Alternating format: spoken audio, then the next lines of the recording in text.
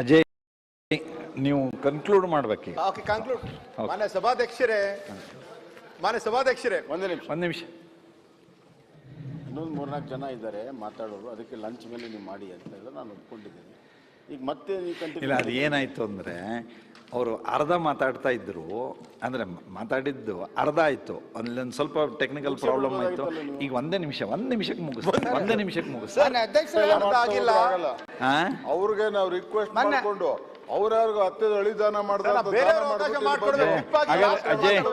ಅಜಯ್ ಹಾಗಾದ್ರೆ ಬೇಡ, ಈಗ ಸಿಎಂ ರಿಪ್ಲೈ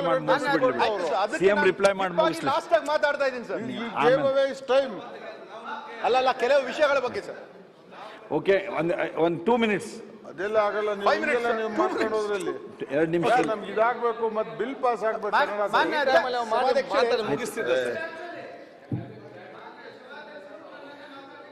ಅಲ್ಲ, ನೀವು ಬಸವನಗೌಡರು ಎಲ್ಲ ಮಾತಾಡ್ಲಿಕ್ಕೆ ರೆಡಿ ಇದ್ರಿ. ಮಾತಾಡ್ತಾ ಇದ್ದೀನಿ, ಕಂಟಿನ್ಯೂ ಮಾಡ್ತೀನಿ. ಈಗ 2 ನಿಮಿಷಕ್ಕೆ ಮುಗಿಸ್ಬಿಡಿ, ನೀವು ಕನ್ಕ್ಲೂಡ್ ಮಾಡ್ಬಿಡಿ. ನಾನು ಆವಾಗ ಮಾನ್ಯ ನೀರಾವರಿ ಸಚಿವರಲ್ಲಿ ಅಲ್ಲ ಕನ್ಕ್ಲೂಷನ್ ಮಾಡ್ಬಿಡಿ ವಿನಂತಿ ಮಾಡಿದ್ದೆ. ಈಗ ಮಾನ್ಯ ಮುಖ್ಯಮಂತ್ರಿ ಅವರು ಬಂದಿದ್ದಾರೆ. ದಯವಿಟ್ಟು ತಾವು ನಾಳೆ ಬಹುಶಃ ಈ ಒಂದು ಮಲ್ಲಾಬಾದ್ ಏತ್ ನೀರಾವರಿ ಮೀಟಿಂಗ್ ನಾಳೆ ತಾವು ಮಾಡಬಹುದು. ದಯವಿಟ್ಟು ನಮ್ಮ ಜೇವರ್ಗಿ ಮತಕ್ಷೇತ್ರಕ್ಕೆ ಏನು 295 ಕೋಟಿ 26 ಲಕ್ಷ ಅದು ಮೀಟಿಂಗ್ ಅಲ್ಲಿ ಬರ್ತಾ ಇದೆ. ಮಾನ್ಯ ಮುಖ್ಯಮಂತ್ರಿ ಅವರು, ನೀರಾವರಿ ಸಚಿವರು ದಯವಿಟ್ಟು ಮಾಡಬೇಕು. ಅದು ಒಂದು. ಇವಾಗ ರೈತರು ನಮ್ಮ ದೇಶದ ಬೆನ್ನೆಲುಬೆ. ಇವಾಗ ಅಲ್ಲಿ ಇರ್ತಕ್ಕಂಥ ನಮ್ಮ ಕಲಬುರಗಿ ಅಂದ್ರೆ ಲ್ಯಾಂಡ್ ಆಫ್ ತುವರ್ದಾಲ್ ಇದೆ. ತೊಗರಿಯ ಒಂದು ಕಣಜ. ಪ್ರತಿ ವರ್ಷ ಕನಿಷ್ಠ 1500 ಕೋಟಿಯಿಂದ 2000 ಕೋಟಿ ವೆಚ್ಚದ ಒಂದು ವಹಿವಾಟ ಆಗ್ತದೆ. ಈ ಬಾರಿ ಅತಿವೃಷ್ಟಿಯಿಂದ ಮತ್ತು ನಟೆ ರೋಗದಿಂದ, ಒಂದು ಡ್ರೈ ರೂಟ್ ರಾಟ್ ಅಂತ ಒಂದು ಕಾಯಿಲೆಯಿಂದ ಸುಮಾರು 2.5 ಲಕ್ಷ ಹೆಕ್ಟೇರು ನಾಶ ಆಗಿದೆ. ಅಲ್ಲಿ ಇರ್ತಕ್ಕಂಥ ರೈತರು ಬಹಳಷ್ಟು ಸಂಕಷ್ಟದಲ್ಲಿದ್ದಾರೆ. ನಾವು ಎಲ್ಲ ಆ ಭಾಗದ ಶಾಸಕರು ನಾವೆಲ್ಲರೂ ಹೋದಾಗ ರೈತರು ನಮ್ಮ ಹತ್ರ ಬರ್ತಾ ಇದ್ದಾರೆ, ತಮ್ಮ ಕಷ್ಟವನ್ನು ನಮ್ಮಲ್ಲಿ ಹೇಳ್ತಾ ಇದ್ದಾರೆ. ಹಿಂದಿನ ಅಧಿವೇಶನದಲ್ಲಿ ನಾನು ಮಾನ್ಯ ಮುಖ್ಯಮಂತ್ರಿಯವರಲ್ಲಿ ವಿನಂತಿ ಮಾಡಿದ್ದೆ. ನಾವು ಒಂದು ಬೃಹತ್ ಮಟ್ಟದ ಒಂದು ಪ್ರತಿಭಟನೆಯೂ ಕೂಡ ನಾವು ಮಾಡಿದ್ದೀವಿ. ಅವಾಗ ವಿಶೇಷವಾಗಿ ಆ ಒಂದು ಭಾಗದ ಜನರಿಗೆ, ಎಲ್ಲ ರೈತರಿಗೆ ಅನುಕೂಲ ಆಗಬೇಕು ಅಂತ ಸುಮಾರು 500ರಿಂದ 600 ಕೋಟಿ ಒಂದು ವಿಶೇಷ ಪ್ಯಾಕೇಜ್ ತಾವು ಅನೌನ್ಸ್ ಮಾಡಬೇಕು ಅಂತ ತಮಗೆ ನಾವು ಕೇಳಿದ್ವಿ. ಅದಾಗಿಲ್ಲ. ಮತ್ತೆ ಪರ್ ಹೆಕ್ಟೇರ್ಗೆ 60,000 ರೂಪಾಯಿ ಪರಿಹಾರ ತಾವು ಕೊಟ್ರೆ 1 ಎಕರೆಗೆ ಒಂದು 25,000 ಸಿಗ್ತದೆ. ಈಗ 1 ಹೆಕ್ಟೇರ್ಗೆ 10,000 ತಾವು ಘೋಷಣೆ ಮಾಡಿದಿರಿ. 10,000 ತಾವು ಘೋಷಣೆ ಮಾಡಿದ್ರೆ 1 ಎಕರೆಗೆ ಸಿಗೋದು 4,000 ರೂಪಾಯಿ. 4,000 ರೂಪಾಯಿ ಪರಿಹಾರ. ಅದರಿಂದ ಏನು ಅನುಕೂಲ ಆಗ್ತದೆ? ಏನು ಮಾಡಕ್ಕಾಗಲ್ಲ. ಆ ಒಂದು ಅನುದಾನವೂ ಕೂಡ ಬಿಡುಗಡೆ ಆಗಿಲ್ಲ. ಪ್ಲಸ್ ಮತ್ತೆ ಸಂಪೂರ್ಣವಾಗಿ ಅಲ್ಲಿ ಇರ್ತಕ್ಕಂಥ ಒಂದು ಇನ್ಶೂರೆನ್ಸ್ ಸರ್ಕಾರದಾಗ ಪರಿಹಾರ ಎಷ್ಟು ಕೊಟ್ಟಾರೆ ಹೇಳಿ. ಈಗ 4,000 ಕೊಟ್ರೆ 10,000 ಬಿಡ್ತಾರೆ, 10,000 ಕೊಟ್ರೆ 25,000 ಬಿಡ್ತಾರೆ.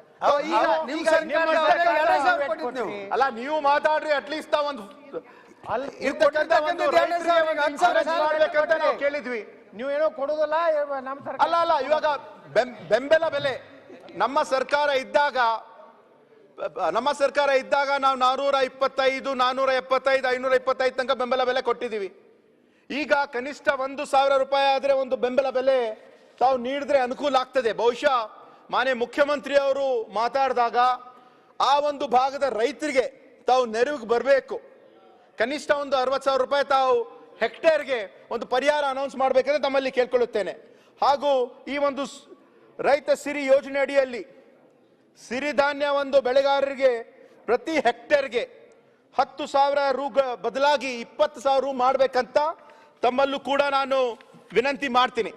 ಮತ್ತು ನಮ್ಮ ಕಲ್ಯಾಣ ಕರ್ನಾಟಕ ಭಾಗ, ಉತ್ತರ ಕರ್ನಾಟಕ ಏನು ನಂಜುಂಡಪ್ಪ ವರದಿ ಅಡಿಯಲ್ಲಿ ಮೋಸ್ಟ್ ಬ್ಯಾಕ್ವರ್ಡ್ ಮತ್ತೆ ಬ್ಯಾಕ್ವರ್ಡ್, ಹಿಂದುಳಿದ ಹಾಗೂ ಅತಿ ಹಿಂದುಳಿದ ತಾಲೂಕು ಕಲ್ಯಾಣ ಕರ್ನಾಟಕ ಭಾಗದಲ್ಲಿ ಸುಮಾರು ಒಂದು 26 ತಾಲೂಕುಗಳಿವೆ. ಈ ವರ್ಷ ಟೋಟಲ್ ಅಲೋಕೇಶನ್ ನಂಜುಂಡಪ್ಪ ವರದಿಗೆ ಆಗಿದ್ದು 3,426 ಕೋಟಿ. ಅದರಲ್ಲಿ ರಿಲೀಸ್ ಆಗಿದ್ದು ಕೇವಲ 1,357 ಕೋಟಿ, ಖರ್ಚಾಗಿದ್ದು ಕೇವಲ 841 ಕೋಟಿ. ಅಂದ್ರೆ ಸರಿ, ಖರ್ಚಾಗಿದ್ದು ಕೇವಲ ಒಂದು 26%.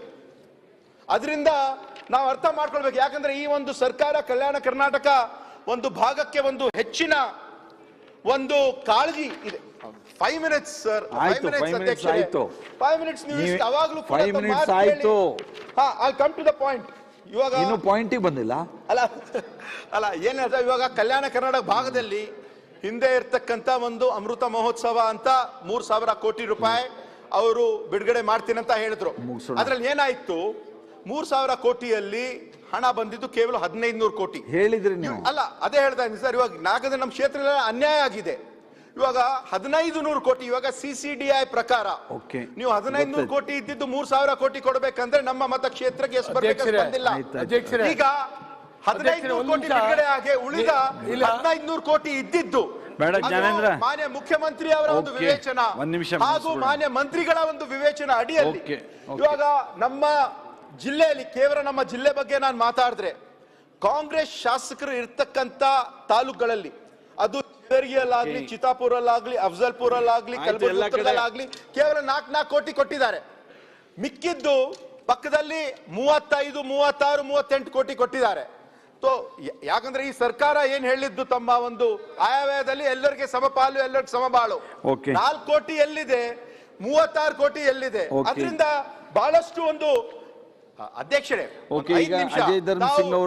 ಅಧ್ಯಕ್ಷರೇ ಇಲ್ಲ, ಮುಕ್ತಾಯ ಮಾಡ್ತೀನಿ. ತಾವು ಹೇಳಿದ ನಾನು ಮಾತು ಕೇಳಿದೆ. ನಾನು ಇಲ್ಲ, ನೀವು ನಾನು 2 ನಿಮಿಷ ಕನ್ಕ್ಲೂಡ್ ಮಾಡಿ ಅಂತ ಹೇಳಿದ್ದೆ. ಆಯ್ತು, ನೀವು 5 ನಿಮಿಷ ಕೇಳಿದ್ರಿ, ಈಗ 7 ನಿಮಿಷ ಆಯ್ತು. ಈಗ 342 ಆಗಿದೆ, 350 ನಾನು ಮುಗಿಸ್ತೀನಿ. 350ಗೆಲ್ಲ ಆಗೋದಿಲ್ಲ. ನೀವು ಸುಮ್ಮನೆ ನೀವು ಹಿಂಗೆ ಹೇಳ್ಕೊಂಡು ಹೋದ್ರೆ, ನಾನು ಉದಾರವಾಗಿ ಕೊಟ್ಟಿದ್ದು ಇದು ಮುಖ್ಯಮಂತ್ರಿಗಳು ಹೇಳಿದಾರೆ. ನೀವು ಅದು ರಿಪಿಟೇಷನ್ ಅದನ್ನೇ ಹೇಳಿದ್ದೆ ಹೇಳ್ಕೊಂಡಿರ್ತೀರಿ 3 ಸಲ. ಅದರಲ್ಲಿ ಮತ್ತೆ ಅಲ್ಲಲ್ಲ, ನಾನು ಫಾಸ್ಟ್ ಆಗಿ ಹೇಳ್ಬಿಡ್ತೀನಿ. ಇವಾಗ ನಮ್ಮ ರೈಲು ವಿಭಾಗ 2014ರಲ್ಲಿ ಏನಾಗಿತ್ತು, ಅದನ್ನು ಕೂಡ ಕೇಂದ್ರ ಸರ್ಕಾರ ಕೈ ಬಿಟ್ಟಿದ್ದಾರೆ ಅಂತ ಆಗಿದೆ. ಏಮ್ಸ್ ನಮ್ಮಲ್ಲಿ ಇರ್ತಕ್ಕಂಥ ಸನ್ಮಾನ್ಯ ಮಲ್ಲಿಕಾರ್ಜುನ್ ಖರ್ಗೆ ಸಾಹೇಬರು ಸುಮಾರು 1,500 ಕೋಟಿ ವೆಚ್ಚದ ಒಂದು ESI ಆಸ್ಪತ್ರೆ ಏನ್ ಮಾಡಿದ್ದಾರೆ. ಏಮ್ಸ್ ಅಲ್ಲಿ ಬರಬೇಕಾಗಿತ್ತು, ಅದನ್ನು ಕೂಡ ನಮ್ಮ ಕಲ್ಯಾಣ ಕರ್ನಾಟಕ ಭಾಗಕ್ಕೆ ಬಂದಿಲ್ಲ.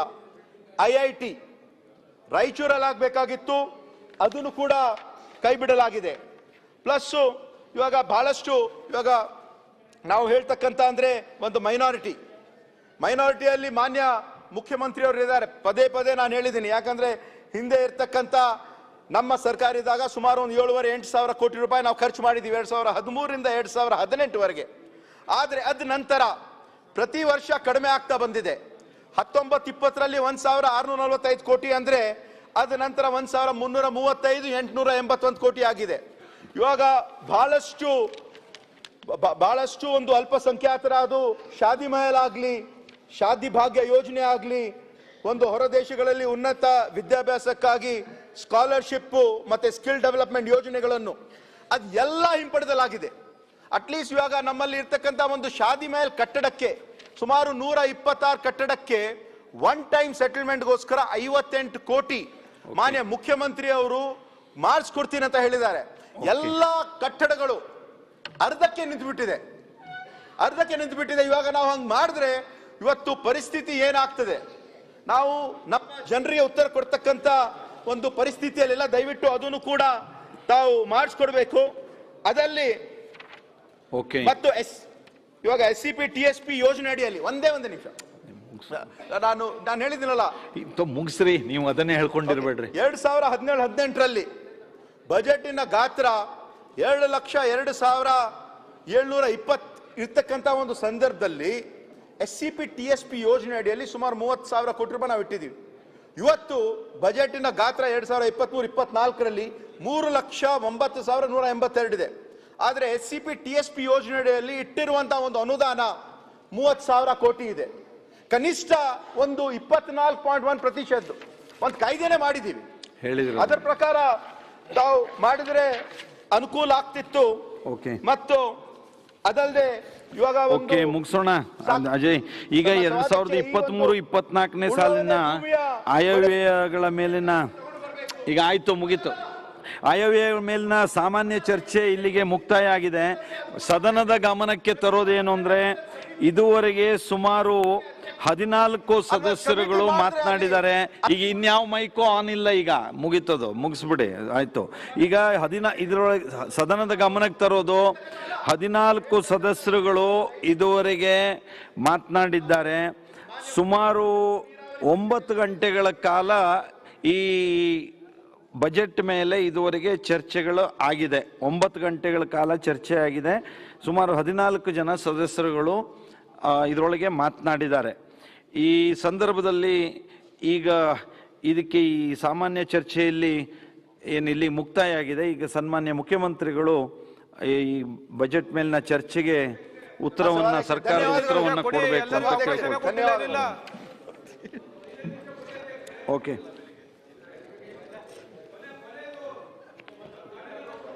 ಆಮೇಲೆ ಕೇಳೋಣ.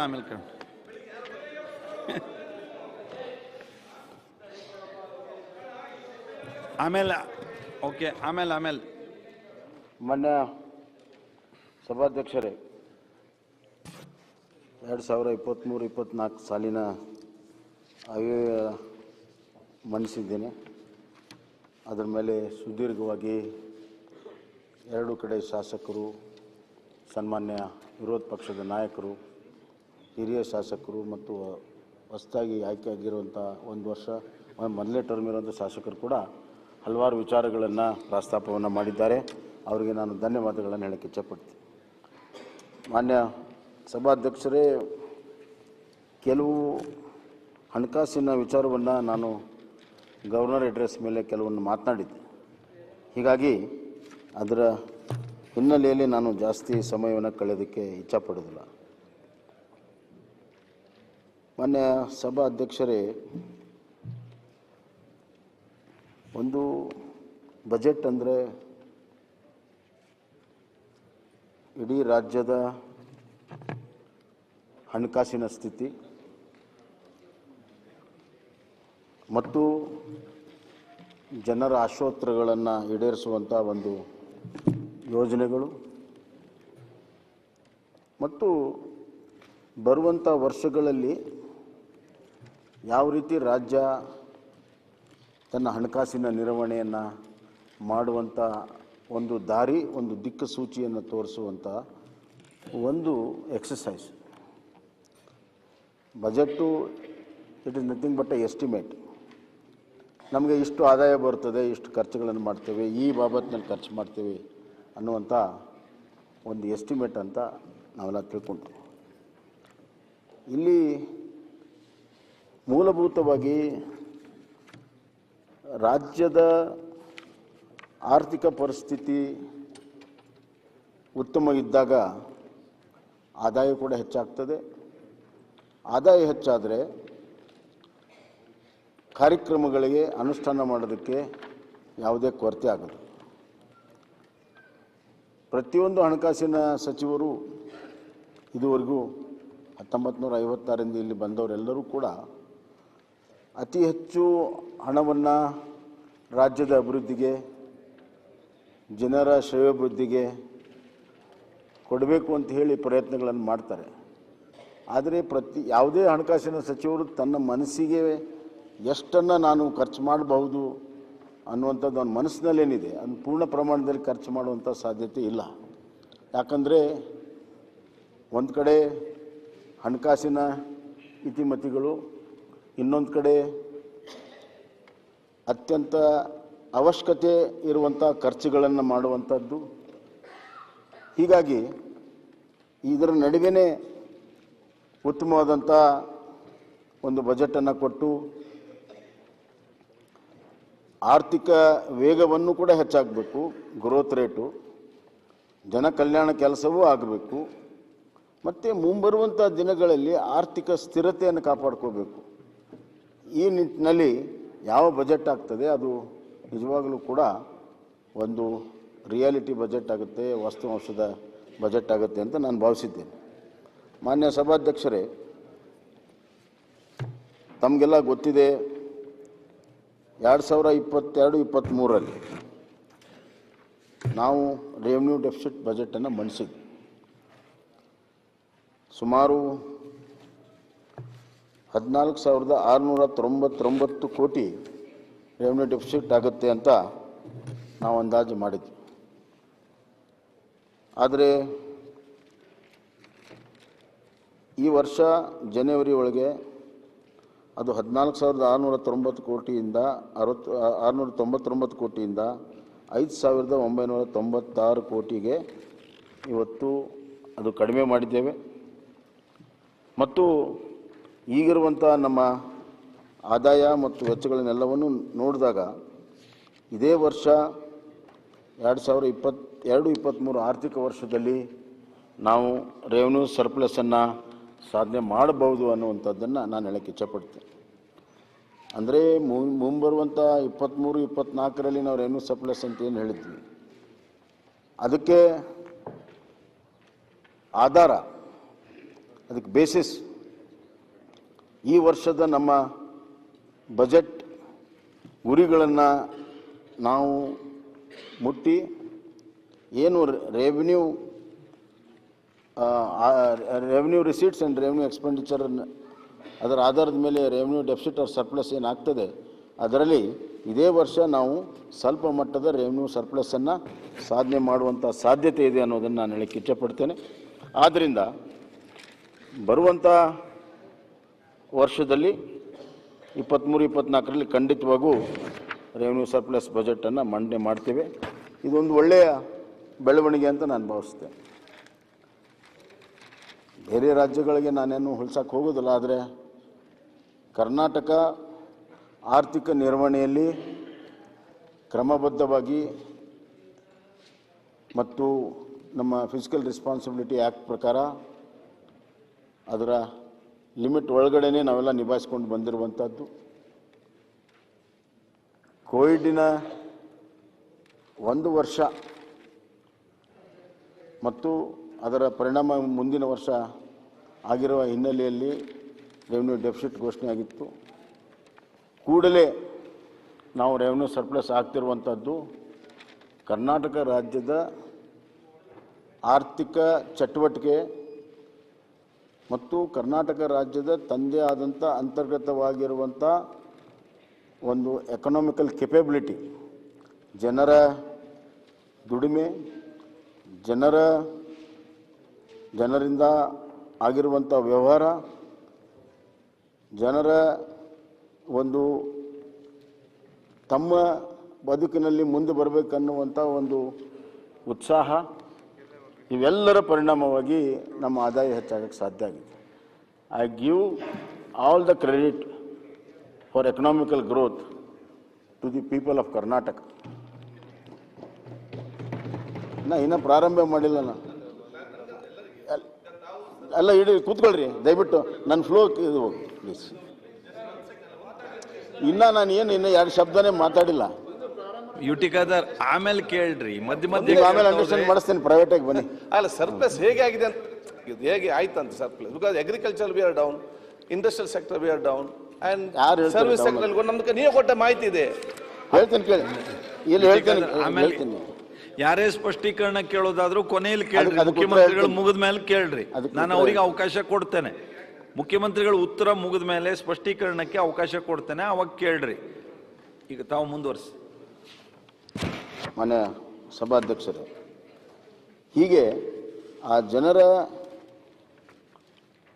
ಒಂದು ಶ್ರಮ ಮತ್ತು ರಾಜ್ಯದ ಒಟ್ಟಾರೆ ವಾತಾವರಣ, ಒಂದು ರಾಜ್ಯದಲ್ಲಿ ಎಲ್ಲ ವ್ಯವಹಾರಗಳು ಎಲ್ಲ ಚೆನ್ನಾಗಿರಬೇಕಾದ್ರೆ ಆ ವಾತಾವರಣ ನಿರ್ಮಾಣ ಬಹಳ ಮುಖ್ಯ. ಅಂಥ ಒಂದು ವಾತಾವರಣ ಇವತ್ತು ನಮ್ಮ ರಾಜ್ಯದಲ್ಲಿದೆ. ಪೂರಕವಾಗಿರುವಂಥ, ಸಕಾರಾತ್ಮಕವಾಗಿರುವಂಥ, ಶಾಂತಿ ಸುವ್ಯವಸ್ಥೆ ಇರುವಂಥ ಒಂದು ವಾತಾವರಣ ಇರೋದರಿಂದ ಇವತ್ತು ಎಲ್ಲ ಚಟುವಟಿಕೆಗಳನ್ನು ಮುಕ್ತವಾಗಿ ಜನರು ಮಾಡೋಕ್ಕೆ ಸಾಧ್ಯ ಆಗಿದೆ. ಜನರ ಮುಕ್ತವಾಗಿರುವಂಥ ಚಟುವಟಿಕೆ ಪರಿಣಾಮವಾಗಿ ಇವತ್ತು ನಮ್ಮ ಆದಾಯವನ್ನು ನಾವು ಹೆಚ್ಚಿಸ್ಕೊಳ್ಳೋಕ್ಕೆ ಸಾಧ್ಯ ಆಗಿದೆ. ಮಾನ್ಯ ಸಭಾಧ್ಯಕ್ಷರೇ, ಇವತ್ತು ನಾವು ಮಂಡಿಸಿರುವಂಥ ಬಜೆಟ್ಟು 3,09,182 ಕೋಟಿ ಇದೆ ಮಾನ್ಯ ಸಭಾಧ್ಯಕ್ಷ. ಕಳೆದ ವರ್ಷದ ಬಜೆಟ್ಗೆ ಹೋಲಿಸಿದಾಗ 16% ಗ್ರೋತ್ ಆಗಿದೆ. ಸಾಮಾನ್ಯವಾಗಿ ಒಂದು ಬಜೆಟ್ಗೆ ಇನ್ನು ಬಜೆಟ್ಗೆ ನಾವು ನೋಡಿದಾಗ 6%, 7%, 8% ಬಜೆಟ್ ಗಾತ್ರ ಹೆಚ್ಚಾಗಿರೋದು ನೋಡಿ. ಆದರೆ ಈ ಬಾರಿ 16% ಗ್ರೋತ್ ಆಗಿರುವಂಥದ್ದು ರಾಜ್ಯದ ಆರ್ಥಿಕ ಒಂದು ವೇಗವನ್ನು ನಾವು ಹೈಯರ್ ಗೇರಿಗೆ ತೆಗೆದುಕೊಂಡು ಹೋಗಿದ್ದೇವೆ ಅಂತ. ಮೊದಲಿದ್ದಂಥ ಲೋವರ್ ಗೇರಲ್ಲಿ ಗ್ರೋತ್ 6 to 7% ಬಜೆಟ್ ಗ್ರೋತ್ ಆಗ್ತಿತ್ತು, ಭಾಳ 8% ಆಗ್ತಿತ್ತು. ಅದನ್ನು 16% ತೊಗೊಂಡೋಗಿದ್ದೇವೆ ಅಂದರೆ we have shifted the gear of economic growth. Gear shift ಮಾಡಿ ಹೈಯರ್ ಗೇರ್ಗೆ ತೊಗೊಂಡಿದ್ದೇವೆ, ಹೈ ಸ್ಪೀಡ್ ಗೇರ್ಗೆ ನಾವು ತೆಗೆದುಕೊಂಡು ಹೋಗಿದ್ದೇವೆ ಅನ್ನೋದನ್ನು ನಾನು ಹೇಳಕ್ಕೆ ಇಚ್ಛೆಪಡ್ತೀನಿ. ಮಾನ್ಯ ಸಭಾಧ್ಯಕ್ಷರೇ, ಇವತ್ತು ಇದರ ಜೊತೆಗೆ ನಮ್ಮ ರಾಜ್ಯದ ಸರ್ಪ್ಲಸ್ ಜೊತೆಗೆ ನಾವು ಕೇಂದ್ರದ ತೆರಿಗೆಯಲ್ಲಿ ರಾಜ್ಯದ ಪಾಲು ಸುಮಾರು 29,783 ಇದ್ದಿದ್ದು ನಾವು 37,252ಕ್ಕೆ ಹೆಚ್ಚಿಸುವಂಥ ಗುರಿಯನ್ನು ಹೊಂದಿದ್ದೇವೆ, ಸುಮಾರು 25%. ಮತ್ತು ಇನ್ನೊಂದು ಪ್ರಶ್ನೆ ಇಲ್ಲಿ ಯಾವಾಗಲೂ ಕೇಳ್ತಾರೆ, ಕೇಂದ್ರದ ಸಹಾಯಧನ ಕಡಿಮೆ ಆಗಿದೆ ಅಂತ. ಕೇಂದ್ರ ತನ್ನ ನೀತಿಯನ್ನು ಕೆಲವು ಬದಲಾವಣೆಯನ್ನು ಮಾಡಿಕೊಂಡಿದೆ. ಮೊದಲು ಎಲ್ಲ ಸಹಾಯಧನ ಗ್ರಾಂಟಿನೇಟ್ಸ್ ಎಲ್ಲ ಸಹಾಯಧನ ರಾಜ್ಯ ಸರ್ಕಾರದ ಕನ್ಸಾಲಿಡೇಟೆಡ್ ಫಂಡ್ನಿಂದ ಬರ್ತಾಯಿತ್ತು. ಈಗ ಬಹಳಷ್ಟು ಸಹಾಯಧನ ನೇರವಾಗಿ ಬೆನಿಫಿಷರೀಸ್ಗೆ ಡಿಪಾರ್ಟ್ಮೆಂಟಿಗೆ ಹೋಗ್ತಾಯಿದೆ ನೇರವಾಗಿ. ಆದ್ದರಿಂದ ಕನ್ಸಾಲಿಡೇಟೆಡ್ ಫಂಡಲ್ಲಿ ಬರುವಂಥದ್ದು ಎಷ್ಟಿದೆ ಅಷ್ಟೇ ಮಾತ್ರ ನಾವು ನಮೂದಿಸೋಕ್ಕೆ ಸಾಧ್ಯ ಇದೆ. ಉದಾಹರಣೆಗೆ ಮಾನ್ಯ ಸಭಾಧ್ಯಕ್ಷರೇ, ಈ ವರ್ಷ ಡೈರೆಕ್ಟ್ ನಾವು ಕನ್ಸಾಲಿಡೇಟೆಡ್ ಫಂಡ್ಗೆ 13,005 ಕೋಟಿ ಬಂದರೆ ಡೈರೆಕ್ಟ್ ಬ್ಯಾಂಕ್ ಅಕೌಂಟ್ಸ್ ತೆಗೆಸಿದ್ದಾರೆ ಬೇರೆ ಬೇರೆ ಡಿಪಾರ್ಟ್ಮೆಂಟಲ್ಲಿ, ಅದು 8,000 ಕೋಟಿ ಇದೆ. ಸೊ 21,005 ಟೋಟಲ್ ನಮ್ಮ ಬಂದಿದ್ದರೂ ಕೂಡ ನಾವು ಎಕ್ಸ್ಪೆಕ್ಟ್ ಮಾಡಿದ್ದು ಬರೀ 13,000. ಹೀಗಾಗಿ ಇವತ್ತು ಅದರಲ್ಲೂ ಕೂಡ ಹೆಚ್ಚಳ ಆಗಿದೆ. ಒಟ್ಟಾರೆ ಇವತ್ತು ನಮ್ಮ ರಾಜಸ್ವ ಸ್ವೀಕೃತಿ 19% ಹೆಚ್ಚಾಗುವಂಥ ಒಂದು ನಿರೀಕ್ಷೆಯನ್ನು ನಾವು 23-24 ಬಜೆಟ್ ಕೂಡ ಇಟ್ಕೊಂಡಿದ್ದೇವೆ ಮಾನ್ಯ ಸಭಾಧ್ಯಕ್ಷರೇ. ಅಲ್ಲದೆ ಇವತ್ತು ನಾವು ಬೇರೆ ರಾಜ್ಯಗಳಿಗೆ ಸುಮ್ಮನೆ ಹೋಲಿಸಿದರೆ ಈ ರೆವಿನ್ಯೂ ಡೆಫಿಸಿಟ್ ಕರ್ನಾಟಕ 23-24ರಲ್ಲಿ 402 ಕೋಟಿ ರೂಪಾಯಿ ಸರ್ಪ್ಲಸ್ ಇದೆ. ರಾಜಸ್ಥಾನ್ ಕಳೆದ ವರ್ಷ 22,968 ಇರುವುದು, ಈ ವರ್ಷ 23,942 ಆಗಿದೆ. ಅಂದರೆ ಕಳೆದ ವರ್ಷಕ್ಕಿಂತ ಹೆಚ್ಚು ರೆವಿನ್ಯೂ ಡೆಫಿಸಿಟ್ ಆಗಿರೋದನ್ನು ನಾವು ನೋಡ್ತೇವೆ. ಅದೇ ರೀತಿ ಕೇರಳವೂ ಕೂಡ ಕಳೆದ ಬಾರಿಗಿಂತ ಹೆಚ್ಚು ರೆವಿನ್ಯೂ ಡೆಫಿಸಿಟ್ ಆಗಿರೋದು ನೋಡ್ತೇವೆ. ಬೇರೆ ರಾಜ್ಯಗಳು ಇನ್ನು ರೆವಿನ್ಯೂ ಡೆಫಿಸಿಟ್ ಒಂದು ಜಾಲದಿಂದ ಹೊರಗಡೆ ಬರದಿರುವಂಥ ಈ ಸಂದರ್ಭದಲ್ಲಿ ನಾವು ರೆವಿನ್ಯೂ ಡೆಫಿಸಿಟ್ ಜಾಲದಿಂದ ಹೊರಗಡೆ ಬಂದು, ಆ ನೆಟ್ನಿಂದ ಹೊರಗಡೆ ಬಂದು ರೆವಿನ್ಯೂ ಸರ್ಪ್ಲಸ್ ಆಗಿರುವಂಥದ್ದು ನಮ್ಮ ಒಂದು ಆರ್ಥಿಕ ನಿರ್ವಹಣೆಯ ಒಂದು ಪ್ರತಿಬಿಂಬ ಅಂತ ನಾನು ಈ ಸಂದರ್ಭದಲ್ಲಿ ಹೇಳಕ್ಕೆ ಇಚ್ಛೆಪಡ್ತೇನೆ. ಮಾನ್ಯ ಸಭಾಧ್ಯಕ್ಷರೇ, ಇದು ಇನ್ನಷ್ಟು ಕಡಿಮೆ ಆಗ್ತದೆ ಅನ್ನೋದಕ್ಕೆ ನಾನು ಈ ಬಜೆಟ್ ಮಂಡನೆ ಆದ ಮೇಲೆ ನಮಗೆ 1,934 ಕೋಟಿ ರೂಪಾಯಿ ಕಾಂಪೆನ್ಸೇಷನ್ ಬಂದಿದೆ. ನಾ ಬಜೆಟ್ ಮಂಡನೆ ಆದಮೇಲೆ ಹೆಂಗೆ ಅದು ಸರ್ಪ್ಲಸ್ ಆಗ್ತದೆ ಅಂತ ಹೇಳಿದ್ರು. ನಾನು ಬಜೆಟ್ ಮಂಡನೆ ಆದಮೇಲೆ ಕಾಂಪೆನ್ಸೇಷನ್ ಬರಬೇಕಾಯ್ತು. ನಮಗೆ ಸುಮಾರು 6,000 ಕೋಟಿ ನಾವು ಕಾಂಪೆನ್ಸೇಷನ್ ಬರುತ್ತೆ ಅನ್ನೋಂಥದ್ದನ್ನು ನಾವು ಏನು ಹಿಡ್ಕೊಂಡಿದ್ವಿ, ಅದರಲ್ಲಿ 9,034 ಕೋಟಿ ಈಗಾಗಲೇ ಬಂದಿದೆ. ಮತ್ತು ಮಾರ್ಚ್ ತಿಂಗಳಲ್ಲಿ ಇನ್ನೊಂದು ಟ್ರಾನ್ಶೆ ಅದು ಕೂಡ ಬರ್ತದೆ. ಹೀಗಾಗಿ ಅದು ರೆವಿನ್ಯೂ ಸರ್ಪ್ಲಸ್ ಆಗುತ್ತೆ ಅನ್ನುವಂಥ ಮಾತನ್ನು ನಾನು ಹೇಳಕ್ಕೆ ಇಚ್ಛಪಡ್ತೀನಿ. ಮಾನ್ಯ ಸಭಾಧ್ಯಕ್ಷರೇ, ಈ ಸಾಲದ ಬಗ್ಗೆ ಭಾಳಷ್ಟು ಚರ್ಚೆಗಳು ಆಗ್ತವೆ. ಯಾರ್ಯಾರು ಕಾಲದಲ್ಲಿ ಯಾರ್ಯಾರು ಎಷ್ಟೆಷ್ಟು ಸಾಲವನ್ನು ಮಾಡಿದರು ಅನ್ನುವಂಥದ್ದು ಹೇಳ್ತಾರೆ. ಈ ಸಾಲ ಇವತ್ತು ನಮ್ಮ GSDP ಗ್ರೋತ್ದ ಆಧಾರದ ಮೇಲೆ ನಾವು ನಿರ್ಣಯಗಳನ್ನು ಮಾಡ್ತೀವಿ. ನಮ್ಮ ಫೈನಾನ್ಷಿಯಲ್ ರೆಸ್ಪಾನ್ಸಿಬಲ್ ಆ್ಯಕ್ಟ್ ಪ್ರಕಾರ ನಮ್ಮ GSDPಯ 25% ಒಳಗಡೆ ಸಾಲ ಇರಬೇಕು, ಒಟ್ಟಾರೆ total debt of the state ಅನ್ನುವಂಥದ್ದು ಅದೊಂದು ನಿಯಮ. ಆ ನಿಯಮದ ಒಳಗಡೆ ಈ ವರ್ಷ ನಾವು ತಂದಿದ್ದೇವೆ. ಅದಕ್ಕಾಗಿ ಇದು ಸರ್ಪ್ಲಸ್ ಬಜೆಟ್ ಆಗಿದೆ. ಇವತ್ತು ನಮ್ಮ ಈ ಸಾಲದ ಒಂದು ಹಿಸ್ಟ್ರಿಯನ್ನು ತೆಗೆದುಕೊಂಡ್ರೆ, ಮೊದಲನೇದಾಗಿ ವರ್ಷಕ್ಕೆ ನಮ್ಮ purchasing power of the money inflation ಮತ್ತು ಇತ್ಯಾದಿಯಿಂದ ಬೇರೆ ಬೇರೆ ಆಗುತ್ತೆ. 10 ವರ್ಷದಲ್ಲಿದ್ದಂಥ ರುಪಿ ವ್ಯಾಲ್ಯೂಗೂ ಇವತ್ತಿನ ರುಪಿ ವ್ಯಾಲ್ಯೂಗೂ ಭಾಳ ವ್ಯತ್ಯಾಸ ಆಗುತ್ತೆ. ನಾವು ಆವಾಗ ಬಂಗಾರದ ಬೆಲೆ 10 ವರ್ಷದಲ್ಲಿ ಸುಮಾರು 10-15 ಸಾವಿರ ಒಳಗಡೆ ಒಂದು ತೊಲೆ ಬಂಗಾರ, ನಮ್ಮ ಕಡೆ ತೊಲೆ ಬಂಗಾರ ಬರ್ತಿತ್ತು. ಈಗ 50 ಸಾವಿರ ಆಗಿ, ಅಂದರೆ ಕಂಪ್ಯಾರಿಸನ್ ನಾನು ಹೇಳ್ತಾರೆ. ಮತ್ತು ಎರಡನೇದಾಗಿ ಕೋವಿಡ್ ಆ್ಯಂಡ್ ನಾನ್ ಕೋವಿಡನ್ನು ಕಂಪೇರ್ ಮಾಡೋದು ಸರಿಯಲ್ಲ. Covid and post Covid, pre Covid ಇವೆರಡೂ ಕೂಡ ವಿಭಿನ್ನವಾಗಿರುವಂಥ ಆರ್ಥಿಕ ಪರಿಸ್ಥಿತಿ ಇರುವಂಥದ್ದು. ಕೋವಿಡ್ನಲ್ಲಿ ಖರ್ಚು ಹೆಚ್ಚಾಗೋದು ಅಷ್ಟೇ ಅಲ್ಲ, ನಮ್ಮ ಆದಾಯ ಕಡಿಮೆ ಆಯಿತು, ಎಕನಾಮಿಕ್ ಗ್ರೋತ್ ಕಮ್ಮಿ ಆಯಿತು, ಶಟ್ ಡೌನ್ ಆಯಿತು, ವ್ಯಾಪಾರಗಳು ನಿಂತು ಹೋಯಿತು. ನಿಮಗೆಲ್ಲ ಗೊತ್ತಿದೆ, ಒಮ್ಮೆ ವ್ಯಾಪಾರ ನಿಂತರೆ ಎಷ್ಟು ಕಷ್ಟದಿಂದ ಅದು ಮತ್ತೆ ಪ್ರಾರಂಭ ಆಗಬೇಕು. ಮೊಬಿಲಿಟಿ ಕಮ್ಮಿ ಆಯಿತು, ಸಣ್ಣ ಪುಟ್ಟ ವ್ಯಾಪಾರದಿಂದ ದೊಡ್ಡ ದೊಡ್ಡ ಇಂಡಸ್ಟ್ರಿಗಳೆಲ್ಲ ಬಂದಾದವು, ಮತ್ತು ಲಾಕೌಟ್ ಆಯಿತು. ಹೀಗಾಗಿ ಅದರ ಪರಿಣಾಮ ಆ ವರ್ಷ ಮತ್ತು ಮುಂದಿನ ವರ್ಷ ಆಗಿದೆ. ಅದರಿಂದ ಪೋಸ್ಟ್ ಕೋವಿಡ್ ಮತ್ತು ಪ್ರೀ ಕೋವಿಡನ್ನು ಕಂಪೇರ್ ಮಾಡೋದು ಸರಿಯಲ್ಲ. ಸರಾಸರಿಯಾಗಿ ಹೆಚ್ಚಾಗಿದೆ ಸಾಲ ಅನ್ನುವಂಥದ್ದು ಸರಿಯಲ್ಲ ಅಂತ ನಾನು ಹೇಳಕ್ಕೆ ಇಚ್ಛಪಡ್ತೇನೆ. ಮತ್ತು ನಾನು 2 ವರ್ಷದ ಬಜೆಟನ್ನು ನಿರ್ವಹಣೆ ಮಾಡಿದ್ದೇನೆ. ಸನ್ಮಾನ್ಯ ಯಡಿಯೂರಪ್ಪ ಸಾಹೇಬರು 2021ರಲ್ಲಿ ಬಜೆಟ್ ಮಾಡಿದಾಗ ಅವರು 71,000 ಕೋಟಿ ಸಾಲ ತೊಗೊಳ್ತೀವಿ ಅಂತ ಹೇಳಿದರು.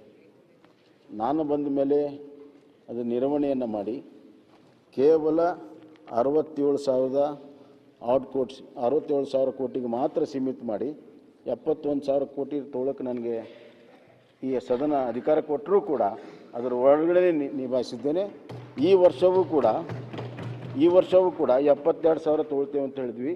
ಅದರ ಒಳಗಡೆ ನಿಭಾಯಿಸುವಂಥದ್ದು ನಮಗೆ ಸಾಧ್ಯತೆ ಇದೆ. ಹೀಗಾಗಿ ನನಗೆ ಸಾಲ ಸಿಗುತ್ತೆ ಅಥವಾ ಅಧಿಕಾರ ಇದೆ ಅಂತ ನಾನು ಸಾಲ ತೆಗೆದುಕೊಂಡಿಲ್ಲ. ಏನು ಅವಶ್ಯಕತೆ ಇದೆ ಅದು. ಎರಡನೇದಾಗಿ ಬಹಳ ಮುಖ್ಯ ಇದು, ನಾವು ತೆಗೆದುಕೊಂಡಿರುವಂಥ ಸಾಲ ಎದಕ್ಕೆ ಉಪಯೋಗ ಮಾಡ್ತೀವಿ ಅನ್ನೋಂಥದ್ದು ಭಾಳ ಮುಖ್ಯ. ಸಾಲ ತಗೊಂಡು ಸ್ಯಾಲ್ರಿ ಕೊಡ್ತೀವ, ಇಂಟ್ರೆಸ್ಟ್ ರಿಪೇಮೆಂಟ್ ಮಾಡಿದ್ದೇವ, ರೆವೆನ್ಯೂ ಎಕ್ಸ್ಪೆಂಡಿಚರ್ ಖರ್ಚು ಮಾಡಿದ್ದೇವ, ಅಥವಾ ಸಾಲ ತಗೊಂಡು ಕ್ಯಾಪಿಟಲ್ ಎಕ್ಸ್ಪೆಂಡಿಚರ್ ಖರ್ಚು ಮಾಡಿ ಅಸೆಟ್ ಕ್ರಿಯೇಟ್ ಮಾಡಿದ್ದೇವೆ ಅನ್ನೋಂಥದ್ದು ಭಾಳ ಮುಖ್ಯ. ಕ್ಯಾಪಿಟಲ್ ಅಸೆಟ್ಗೆ ನಾವು ಸಾಲವನ್ನು ತೊಗೊಂಡ್ರೆ ಅದು ಮುಂದೆ ನಮಗೆ ಎಕಾನಮಿ ಜನ್ರೇಟ್ ಆಗೋದಕ್ಕೆ ಅನುಕೂಲ ಆಗ್ತದೆ. ನಾನು ಅತ್ಯಂತ ಸಂತೋಷದಿಂದ ಹೇಳೋಕ್ಕೆ ಇಚ್ಛಪಡ್ತೇನೆ, ನಾವು ತೆಗೆದುಕೊಂಡಿರುವಂಥ ಸಾಲ ಕಂಪ್ಲೀಟ್ ಕ್ಯಾಪಿಟಲ್ ಎಕ್ಸ್ಪೆಂಡಿಚರ್ಗೆ ಬಳಕೆ ಮಾಡಿದ್ದೇವೆ ಹೊರತಾಗಿ ರೆವೆನ್ಯೂ ಎಕ್ಸ್ಪೆಂಡಿಚರ್ಗೆ ಬಳಕೆ ಮಾಡಿಲ್ಲ ಅನ್ನುವಂಥ ಮಾತನ್ನು ನಾನು ಹೇಳೋಕ್ಕೆ ಇಚ್ಛಪಡ್ತೇನೆ. ಮಾನ್ಯ ಸಭಾಧ್ಯಕ್ಷರೇ, ಒಟ್ಟು ಸಾಲದ ವಿಚಾರವನ್ನು ಹೇಳಿದಾಗ ಇವತ್ತು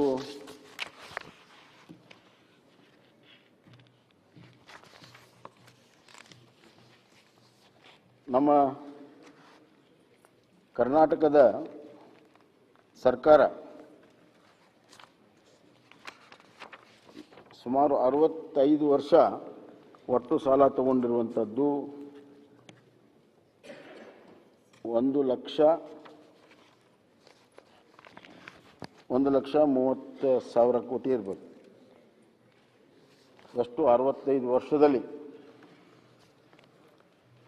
ನಮ್ಮ ವಿರೋಧ ಪಕ್ಷದ ನಾಯಕರು ಮುಖ್ಯಮಂತ್ರಿಯಾಗಿದ್ದರು, ಹಣಕಾಸಿನ ಸಚಿವರಾಗಿದ್ದರು. ಅವರು 5 ವರ್ಷದಲ್ಲಿ ತೆಗೆದುಕೊಂಡಿರುವಂಥ ಸಾಲ 1 ಲಕ್ಷ, ಅವರು ಕೂಡ 1,30,000 ಕೋಟಿವರೆಗೂ ತೊಗೊಂಡ್ರು. ಯಾವುದು 65 ವರ್ಷ ತೊಗೊಂಡಿದ್ವಿ, ಇವರು 5 ವರ್ಷದಲ್ಲೇ ಇವರು ಅಷ್ಟೇ ಸಾಲವನ್ನು ತೆಗೆದುಕೊಂಡ್ರು. 65 ವರ್ಷದಲ್ಲಿ ತೆಗೆದುಕೊಂಡಿರುವಂಥದ್ದು ಇವರು 5 ವರ್ಷ ತೆಗೆದುಕೊಂಡ್ರು. ಅಲ್ಲಿಂದ ಸಾಲದ ಪ್ರಮಾಣ ಹೆಚ್ಚಾಯಿತು. ಅವರು GSDPಗೆ ಮ್ಯಾಕ್ಸಿಮಮ್ ಎಕ್ಸ್ಟೆಂಡ್ ಮಾಡಿಕೊಂಡ್ರು. GSDP ಒಳಗಡೆ ಇತ್ತು, ಆದರೆ ಮ್ಯಾಕ್ಸಿಮಮ್ ಅದನ್ನು ಸ್ಟ್ರೆಚ್ ಮಾಡಿಕೊಂಡಿತ್ತು. ಮತ್ತು ಒಟ್ಟಾರೆ ಈಗ ಲೆಕ್ಕವನ್ನು ಹಾಕಿದರೆ 2013-14ರಿಂದ 2017-18ರವರೆಗೂ ಸಾಲ ಪಡೆದ ಇರುವಂಥ ಪಡೆಯುವ ಗರಿಷ್ಠ ಮಟ್ಟ 3% ಇತ್ತು. ಆ ಸಂದರ್ಭದಲ್ಲಿ 2.8, 2.9, 2.6 ಇದನ್ನೆಲ್ಲ ತೆಗೆದುಕೊಂಡಾಗ ಶೇಕಡಾವಾರು ಅದು ಹೇಳಿದ್ಮೇಲೆ ಎಷ್ಟು ಸ್ಟ್ರೆಚ್ ಮಾಡಿದ್ದಾರೆ ಅಂತ 88.3% ಆಫ್ ದಿ ಅಲೌಡ್, ಎಷ್ಟು ಅಲೌಡ್ ಇದೆ ಅದರಲ್ಲಿ 88.3%ಅನ್ನು 5 ವರ್ಷದಲ್ಲಿ ಅವ್ರು ಸಾಲ ತೆಗೆದುಕೊಂಡ್ರು. ನಮ್ಮ ಸರ್ಕಾರ 1 ವರ್ಷ ಸಮ್ಮಿಶ್ರ ಸರ್ಕಾರವನ್ನು ಬಿಟ್ಟು 4 ವರ್ಷದಲ್ಲಿ ನಮಗೆ ತೆಗೆದುಕೊಳ್ಳುವಂಥ ಅವಕಾಶ ಏನಿತ್ತು ಅದು 71% ಮಾತ್ರ ನಾವು ತೊಗೊಂಡಿದ್ದೇವೆ. ಅವರು 82.3% ಸಂಪೂರ್ಣವಾಗಿ ಬಳಕೆ ಮಾಡಿದ್ದಾರೆ. ನಾವು ಬರೀ ಕೇವಲ 71% ಮಾತ್ರ ಮಾಡಿದ್ದೇವೆ. ನಾನು ಹೇಳಿದ್ನಲ್ಲ, ನಮಗೆ ಸಾಲ ತೆಗೆದುಕೊಳ್ಳುವಂಥ ಅವಕಾಶ ಇದ್ದರೂ ಕೂಡ ಬೇಕಾಬಿಟ್ಟಿಯಾಗಿ ಸಾಲವನ್ನು ತೆಗೆದುಕೊಂಡಿಲ್ಲ. ಏನು ಅವಶ್ಯಕತೆ ಇದೆ ಕ್ಯಾಪಿಟಲ್ ಎಕ್ಸ್ಪೆಂಡಿಚರ್ಗೆ ಅದಕ್ಕೆ ಮಾತ್ರ ತೆಗೆದುಕೊಂಡಿದೆ. ಉದಾಹರಣೆಗೆ 2020-21ರಲ್ಲಿ ನಮಗೆ ಕೇಂದ್ರ ಸರ್ಕಾರ 5%ವರೆಗೂ ನೀವು ತೊಗೋಬೋದು ಅಂತ ಎಲ್ಲ ರಾಜ್ಯಕ್ಕೆ ಕೊಟ್ಟಿದ್ದು, ನಮಗೂ ಕೂಡ ಕೊಟ್ಟಿದ್ದು. ಆದರೆ ನಾವು ಕೇವಲ 3% ಮಾತ್ರ ನಾವು ತೆಗೆದುಕೊಂಡಿದ್ದೆ. 5%ವರೆಗೂ ಹೋಗ್ಬೋದಾಗಿತ್ತು, ಆದರೆ ನಾವು 3% ಒಳಗಡೆ ತೆಗೆದುಕೊಂಡಿದ್ದು. ಕಳೆದ ವರ್ಷ ನಮ್ಗೆ 3%ವರೆಗೂ ತೊಗೊಳ್ಳೋ ಅವಕಾಶ ಆಯಿತು, 3.5%ವರೆಗೂ ಅವಕಾಶ ಆಯಿತು. 22-23ರಲ್ಲಿ ನಾವು 2.8 ತೊಗೊಂಡಿದ್ದೇವೆ. ಹೀಗೆ ಸಿಕ್ಕಾಪಟ್ಟಿ ಸಾಲ ಮಾಡಿಬಿಟ್ಟಿದ್ದಾರೆ ಅನ್ನುವಂಥದ್ದು ಆರೋಪ ಸುಳ್ಳು. ವಾಸ್ತವಾಂಶ ನಾವು ಕಂಪೇರ್ ಮಾಡಿದಾಗ ಬೇರೆ ಅವಧಿಗಿಂತ ಅತ್ಯಂತ ವಾಸ್ತವಾಂಶದ ಮೇಲೆ ನಮಗೆ ಇರುವಂಥ ಲಿಮಿಟ್ ಒಳಗಡೆ ನಾವು ಇವತ್ತು ಸಾಲವನ್ನು ಮಾಡಿದ್ದೇವೆ ಅನ್ನುವಂಥ ಮಾತನ್ನು ಹೇಳಕ್ಕೆ ಇಚ್ಛಪಡ್ತೇನೆ. ಮತ್ತು ಸಾಲವನ್ನು ತೀರಿಸುವಂಥ ಒಂದು ಕ್ಷಮತೆ ನಮಗಿದೆ, ಅದು ಬಹಳ ಮುಖ್ಯ. ಸಾಲನೇ ಮಾಡೋದಿಲ್ಲ ಅಂತಂದರೆ ಗ್ರೋತು ಆಗೋದಿಲ್ಲ. ಸಾಲ ಮಾಡಿ ಈ ರಾಜ್ಯವನ್ನು ಕಟ್ಟುವಂಥ ಕೆಲಸ ಆಗಬೇಕು. ನೀವು ಸಾಲ ಮಾಡಲಿಲ್ಲ ಅಂದರೆ ಅರ್ಥ ಏನಂದರೆ ನಿಮ್ಮ ಕೆಪಾಸಿಟಿಯನ್ನು ನೀವು ಬಳಕೆ ಮಾಡಲಿಲ್ಲ ಅಂತ.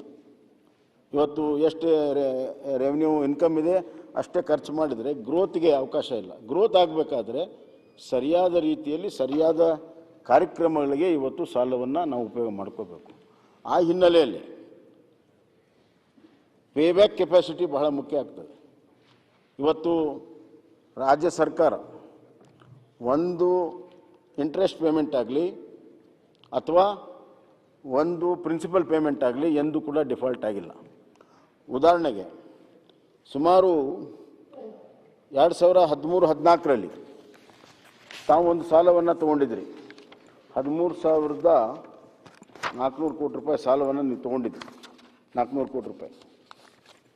ಅದು ಹೆಂಗಿತ್ತಂದರೆ 10 ವರ್ಷ ಇಂಟ್ರೆಸ್ಟ್ ಕೊಡೋದು, 11ನೇ ವರ್ಷ ಅದು ಕಂಪ್ಲೀಟಾಗಿ ಕ್ಯಾಪ್ಸೂಲ್ ಪೇಮೆಂಟ್ ಅಂತ ಬರ್ತದೆ. 13,400 ಒಟ್ಟಿಗೆ ಕೊಡಬೇಕು. 2013-14ರಲ್ಲಿ ತೊಗೊಂಡಿದ್ದು. ಬೇರೆ ಬೇರೆ ಸ್ಕೀಮ್ಗಳಿದೆ, RBI ಬೇರೆ ಬೇರೆ ನಾಮ್ಸ್ ಪ್ರಕಾರ ಇರ್ತದೆ. ಅದು ಈಗ ಬಂತು. ತಮ್ಮ ಕಾಲದಲ್ಲಿ ಫಸ್ಟ್ ಇಯರ್ದಲ್ಲಿ ತಾವು ತೆಗೆದುಕೊಂಡಿರುವಂಥ ಸಾಲದ ಪ್ರಿನ್ಸಿಪಲ್ ಪೇಮೆಂಟ್ ಒಟ್ಟಿಗೆ ಕೊಡುವಂಥದ್ದು ಈಗ ಬಂತು. ನಾವು ಅದನ್ನು ಕಟ್ಟಿದ್ದೇವೆ. ಇವತ್ತು ಕಂಟಿನ್ಯೂಷನ್ ಆಫ್ ಗೌರ್ಮೆಂಟ್. ಈಗ ನಾವು ಮಾಡಿದ್ದನ್ನು ಮತ್ತು ಮುಂದೆ ಬಂದವರು ಕಟ್ತಾರೆ. ಅದು ಕಟ್ಟುವಂಥ ಕೆಪಾಸಿಟಿ ರಾಜ್ಯಕ್ಕೆ ಉಳಿಸಿ ಹೋಗ್ಬೇಕು ನಾವು. ಹೀಗಾಗಿ ಇವತ್ತು ಅಷ್ಟು ದೊಡ್ಡ ಪ್ರಮಾಣದ ಪ್ರಿನ್ಸಿಪಲ್ ಇದ್ದಾಗಲೂ ಕೂಡ ಅದನ್ನೂ ಕೂಡ ಕಟ್ಟಿ ಇವತ್ತು ನಾವು ಆರ್ಥಿಕ ಬೆಳವಣಿಗೆಯನ್ನು ನಮ್ಮ ಕಾರ್ಯಕ್ರಮಗಳನ್ನು ಇವತ್ತು ನಾವು ಕೊಟ್ಟಿದ್ದೇವೆ. ಆದ್ದರಿಂದ ನಾವು ಅತ್ಯಂತ ನಮ್ಮ ಇತಿಮಿತಿಯಲ್ಲಿ ಅವಶ್ಯಕತೆ ಅನುಗುಣವಾಗಿ ಇವತ್ತು ನಮ್ಮ ಸಾಲವನ್ನು ನಾವು ಇವತ್ತು ಕೊಟ್ಟಿದ್ದೇವೆ ಅನ್ನುವಂಥ ಮಾತನ್ನು ನಾನು ಹೇಳಕ್ಕೆ ಇಚ್ಛೆಪಡ್ತೇನೆ. ಮಾನ್ಯ ಸಭಾಧ್ಯಕ್ಷರೇ, ಇನ್ನೊಂದು ಮಾತು, ಕೇಂದ್ರದ ಫಿಗರ್ಸ್ಗೂ ನಮ್ಮ ಫಿಗರ್ಸ್ಗೂ ವ್ಯತ್ಯಾಸ ಇದೆ ಅಂತ ಹೇಳಿದ್ರು ಸನ್ಮಾನ್ಯ ವಿರೋಧ ಪಕ್ಷದ. 618 ಲಕ್ಷ ಕೋಟಿ ಆಗುತ್ತದೆ ರಾಜ್ಯ ವ್ಯವಹಾರ ಸಂಪುಟದಲ್ಲಿ ರಾಜ್ಯದ ಒಟ್ಟು ಹಣಗಾರಿಕೆ 5.64 ಲ್ಯಾಕ್ಸ್ ಕ್ರೋರ್ಸ್ ಅಂತ ಹೇಳಿದರು. ಅದೇನಿದೆ ಅಂದರೆ ಮಾನ್ಯ ಸಭಾಧ್ಯಕ್ಷರೇ, ಇದರಲ್ಲಿ GST ಕಾಂಪನ್ಸೇಷನ್ ಏನಿದೆ ಅದು ಕೂಡ ಕೋವಿಡ್ ಸಂದರ್ಭದಲ್ಲಿ ಕೇಂದ್ರ ಸರ್ಕಾರ ಸಾಲವನ್ನು ಮಾಡಿ ನಮ್ಗೆ ಕೊಟ್ಟರು ಕೂಡ ಅವರೇ ತೀರಿಸ್ತಾರೆ, ನಾವು ತೀರಿಸೋದಿಲ್ಲ. ಅದನ್ನು ಕೂಡ ಗಣನೆ ತೆಗೆದುಕೊಂಡಿದ್ದಾರೆ. 30,000 ಕೋಟಿ GST ಕಾಂಪನ್ಸೇಷನ್ ಅವರು ತಗೊಂಡಿದ್ದಾರೆ. ಮತ್ತು ಈ ನಡುವೆ ಈ 5 ವರ್ಷದಲ್ಲಿ 22,000 ಕೋಟಿ ರೀಪೇಮೆಂಟನ್ನು ಮಾಡಿದ್ದೆ. ಹೀಗಾಗಿ ಇವೆರಡು ಅಕೌಂಟನ್ನು ತೆಗೆದುಕೊಂಡ್ರೆ ಅದು ಒಟ್ಟು ಡಿಫ್ರೆನ್ಸ್ ಇರುವಂಥದ್ದು 54,000 ಕೋಟಿ ಏನಿದೆ, ಅದು ಈ 30,000 ಮತ್ತು 22,000 ರೀಪೇಮೆಂಟ್ ಆದರೆ ನಾವು ಬಜೆಟ್ ಸ್ಪೀಚಲ್ಲಿ ಮೆನ್ಷನ್ ಮಾಡಿದ್ದು ಸರಿ ಇದೆ ಅನ್ನುವಂಥ ಮಾತನ್ನು, ಆ ಕ್ಲಾರಿಫಿಕೇಷನನ್ನು ನಾನು ಕೊಡೋಕ್ಕೆ ಇಚ್ಛೆಪಡ್ತೇನೆ. ಮಾನ್ಯ ಸಭಾಧ್ಯಕ್ಷರೇ, ಈಗಾಗಲೇ ಹೇಳಿದ್ದೀನಿ, ಮತ್ತೆ ನಾನು ರಿಪೀಟ್ ಮಾಡುವಂಥ ಅವಶ್ಯಕತೆ ಇಲ್ಲ. ಇವತ್ತು 2013ರಿಂದ 2017-18ರವರೆಗೂ 1,18,155 ರೂಗಳಿಂದ 2,45,737 ಕೋಟಿ ರೂಗಳ ಹೆಚ್ಚಳಾಗಿದೆ. ದಿಸ್ ಈಸ್ 1,28,000 ಆಗಲೇ ಹೇಳಿದ್ದೇನೆ. ಅಂದರೆ 108% ಸಾಲ ಹೆಚ್ಚಾಗಿತ್ತು ಅಂತ ಅದಕ್ಕೆ ಹೇಳಿದ್ನಲ್ಲ. 65 ವರ್ಷ ಆಗಿದ್ದು ಕೇವಲ 5 ವರ್ಷದಲ್ಲಿ ತೆಗೆದುಕೊಂಡಿರುವಂಥದ್ದು. ಅವರ ಕಾಲದಲ್ಲಿ ಸಾಲದ ಹೆಚ್ಚುಗಾರಿಕೆಯನ್ನು, ಸಾಲ ತೆಗೆದುಕೊಳ್ಳುವಂಥ ಹೆಚ್ಚು ಒಂದು ಟ್ರೆಂಡನ್ನು ಅವ್ರ ಕಾಲದಲ್ಲೇ ಪ್ರಾರಂಭ ಆಗಿರುವಂಥದ್ದು ಭಾಳ ಸ್ಪಷ್ಟವಾಗಿ ಇಚ್ಛೆಪಡ್ತೀನಿ. ಮಾನ್ಯ ಸಭಾಧ್ಯಕ್ಷರೇ, ನಾವು ಬೇರೆ ಬೇರೆ ರಾಜ್ಯಗಳ ಔಟ್ಸ್ಟ್ಯಾಂಡಿಂಗನ್ನೆಲ್ಲ ನೋಡಿದಾಗ total outstanding liabilities as per percentage of G S D ಪಿಗೆ ಪರ್ಸೆಂಟೇಜನ್ನು ಹೋಲಿಸಿದಾಗ ಕರ್ನಾಟಕ 2022ರಲ್ಲಿ 23.1% ಇದೆ as percentage of G S D ಪಿಯ 23.1% ಇದೆ 2022ರಲ್ಲಿ. 2023ರಲ್ಲಿ ಇದು ಬಜೆಟ್ ಎಸ್ಟಿಮೇಟ್ಸ್ ನಾವೇನು ಮಾಡಿದ್ದೇವೆ 23.4 ಆಗುತ್ತೆ. ಆಂಧ್ರ ಈಗಾಗಲೇ 25ರ ಗಡಿ ದಾಟಿ 33 ಈಗಾಗಲೇ ಹೋಗಿದ್ದಾರೆ ಅವರು. ಕೇರಳ 39.1 ಅಂದರೆ 25 ಒಳಗಡೆ ಇರೋದು 39.1 of the percentage of G S D P ದಾಟಿದ್ದಾರೆ. Tamil Nadu 32 ದಾಟಿದ್ದಾರೆ. Telangana 28 ಆಗಿದೆ. 25ರ ಒಳಗಡೆ ಇರುವಂಥದ್ದು ರಾಜ್ಯ, ಪ್ರಗತಿಪರವಾಗಿರುವಂಥ ರಾಜ್ಯಗಳ ಲಿಸ್ಟಲ್ಲಿ ಇಟ್ ಈಸ್ ಕರ್ನಾಟಕ 23.4.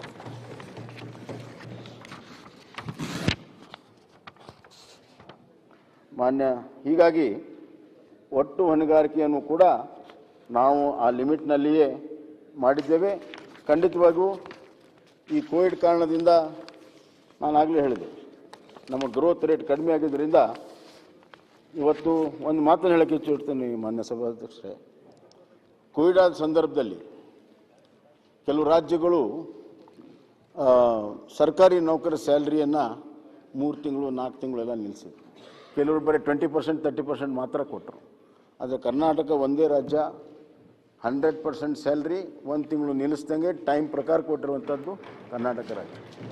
ಆ ಶಕ್ತಿ ಕರ್ನಾಟಕ ರಾಜ್ಯದ ಆರ್ಥಿಕ ಸ್ಥಿತಿಗಿದೆ ಅನ್ನೋದನ್ನು ನಾನು ಹೇಳಕ್ಕೆ ಇಚ್ಛೆಪಡ್ತೇನೆ. ಮಾನ್ಯ ಸಭಾಧ್ಯಕ್ಷರೇ, ಇವತ್ತು